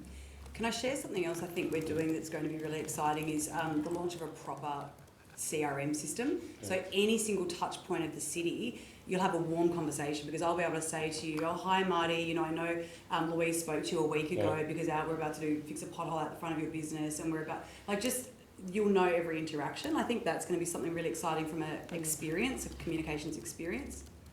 And my number one hate is when I walk into a place, whether it's a shop, whether it's a trade place or whatever have you, and someone says, hello, can I help you? Look, if I want something, I'll ask for assistance, and it happened to me. Unfortunately, I didn't make a command, but I just want to feedback.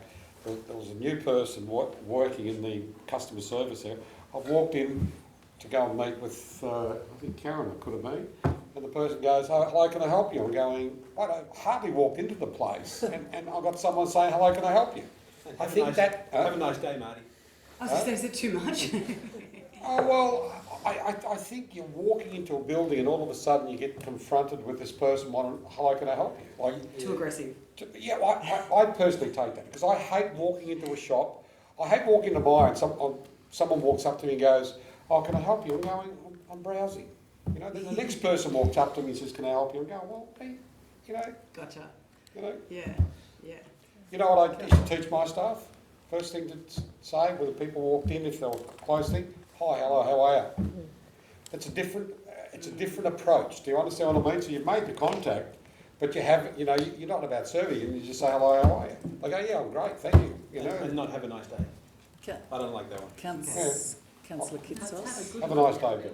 Thank you, Chair. Really great work. I can't believe that we haven't had this in place in the past. I know, it's wild, isn't it? It's pretty wild. I think that it's always more for me, just more communication. I think, you know, yeah, we've got our Facebook pages and things, but people aren't, you know, subscribing there for our riveting content because it's a message board, right? So, yeah, just more from the city, and I think that constant updated branding and messaging is just so important. Otherwise, we just start to match this lovely historic building that we live in, and no one's really quite sure what's going on in there. An example that's happened for me recently is the aquatic centre and the opening up of that space out the back, the courtyardy kind of space. So I've read about it in our EM and I'm there every other day and nobody even knows that that door opens. I've not seen a single person really? go in or out of it. So like some of the good things that we're doing is also doesn't appear to be getting across. You know, that's a huge change to that facility that we could be utilising. So maybe just making an effort as well to really promote the really good stuff that we're doing. 100% agree. I think this guide can only be as good as the whole organisation using it. Yeah. We can only work with what we know. So this is why we want to create the guide to sort of step out what best communication looks like. We'd rather be overwhelmed with updates and then determine whether that's a community-facing update than not know about it at all, because they're more of the time there's more good stories to share that we just, you know, we might miss the opportunity, so it's good feedback. And then matching the online experience though with the on-site experience, so that's actually a really good example about there's no point being like really amazing online, having all these great designed assets, and then the in-person experience is lacking. So you know, that's a big focus of us, is working closer with those teams to make sure there's kind of alignment all the way through the channel. Yeah, great. That's good feedback. Thank you. Councillor Posse. Thanks. I think, I mean, a number of interesting points, right? Like there's 1,000,001 platforms, and I think that there is a temptation from organisations to need to be on all of the platforms and do all of the things. And I'm not sure that some of the people on those platforms particularly want those organisations to be on those platforms. So I think Insta is potentially a good example of a space where people don't really want politics, they don't really want city information, they're not there, they're there to scroll through amazing images, inspiration, like it's a particular generation that use it. Facebook has a totally different user group, it is used completely different in my experience. and people do want to discuss and get into really heavy debates about the future of the city, and that's a great thing. I'm all about that. TikTok is another beast of its own, and I remember in the election cycle, Labor being heavily criticised by the Liberals for dancing in front of Parliament House to try to get the TikTok reel because that was the trend, and that's how you crack the algorithm on TikTok and on Instagram. And so it leads me to think, I think Facebook's fine, but it leads me to think that we probably need our own platform. So is any city running an app?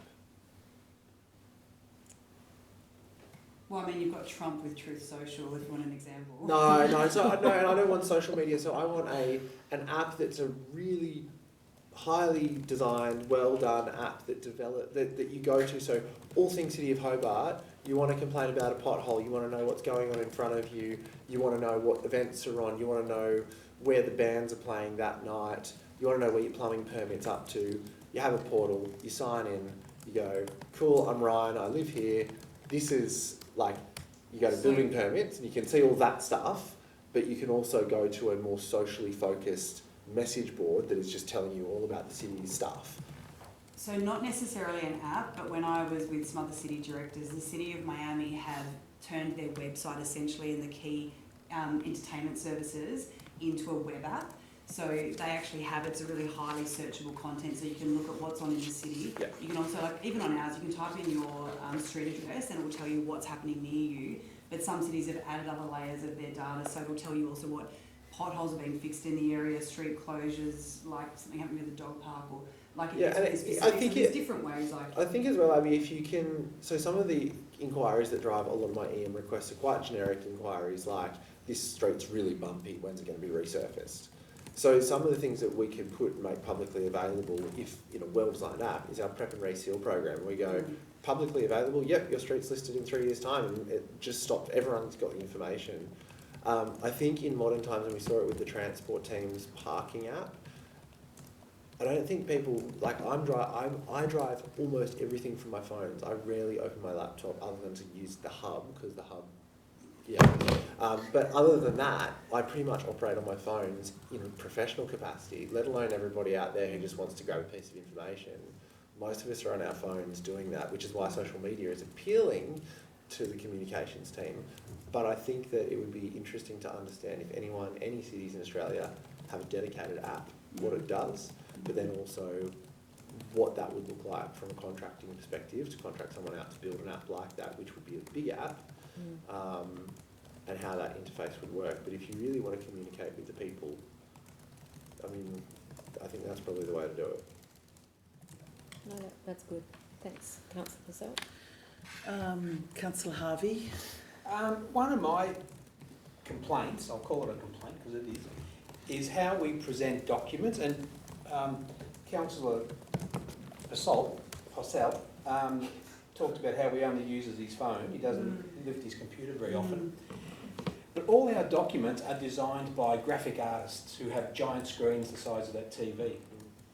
And the fonts are all over the shop, and it's like 120 pages and 80 pages as pictures and hardly any writing. And then you're trying to look at it on your phone, you can't. You're trying to look on your laptop and you're scrolling around the screen to read stuff. And that really shits me, so I don't read it. So that one would really improve if we could get rid of a lot of graphics and make our documents landscape, not landscape, portrait, A4, not landscape, because it's a distraction. And then when you go to print one, there's all this ink and all this extra energy printing a document, and you've got to print them in order to read them, because sometimes the fonts are too small, and for me that's annoying. So you've lost me with a lot of those documents. I don't talk about them. I'll talk about them, but I don't show anyone, because it's like you don't have to read it. It's going to be awkward. You're going to have to get a double screen to look at it. Yeah, to be honest, it's a balancing thing of, like, I think we over-design some of the documents as well, and like some of them we pay designers to do it for us. And that's their job. Work on a giant screen. It's another expense as well. So I think it's something we have been discussing, so I think it's good feedback. Thank you. Thank you. So that if you could fix that, then I'd probably read our documents a bit more thoroughly. Okay. Love it. All right. I think we can say, Councillor Elliott. And After you, you go. That's all right. we're just running out of time, Yeah, so we'll no, just. that's all right. The CRM, I got really excited to use those words because I like CRM, but I don't have any. Same. Do we, are elected members going to have access to a CRM system? Yeah, it's on part of Louise's IT strategy. Oh, access to it. Well, look, I I don't mean access to kind of like what you guys do. I mean access so that I can actually have like a setup of CRM so I can keep track of when people ask me stuff. That's a question that, yeah, because it's private, it's private customer data and information, so that'd be one for Louise and the CEO, yeah. I mean, it's like, you know, you get random emails and so forth, and then you're trying to trace, well, where did that person come from that I was contacted by, and I want to keep track to make sure I've answered their question. All of that gets really tricky sometimes, and that is something that we do deal with a lot of people on our own behalf. Anything that could support that for us would be really cool. Yeah. But I don't mean accessing you. No, that would be not fair. I just meant in that general terms. The other thing was too, when it talked about fonts, I was also interested too because there's, you know how you get access to the HTML or PDF. I think it's the PDF one, unless you download it and you try and make it bigger, which I'm always having to do because I can't see it on the screens. It goes fuzzy and then you can't read it anyway. And that drives me nuts because... So unless you download it, you can't? Well, I think if you download it, you might be able to, but if it's actually enclosed, I'm stuffed because I can't. Okay. Yeah. So sometimes, especially stuff enclosed, I am precluded completely from accessing to be able to read it very well.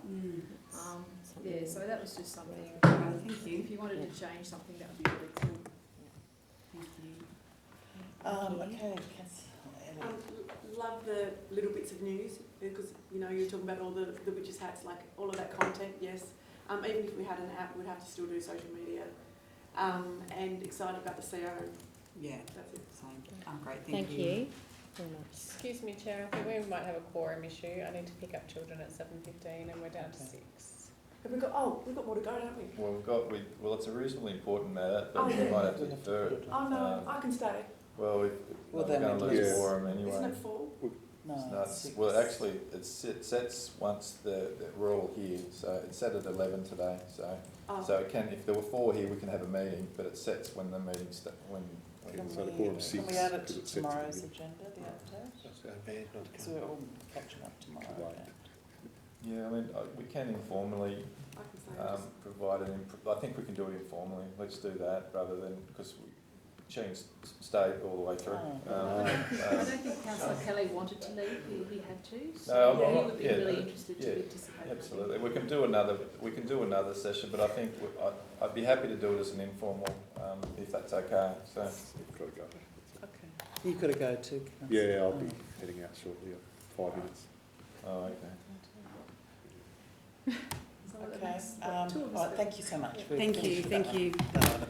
All right.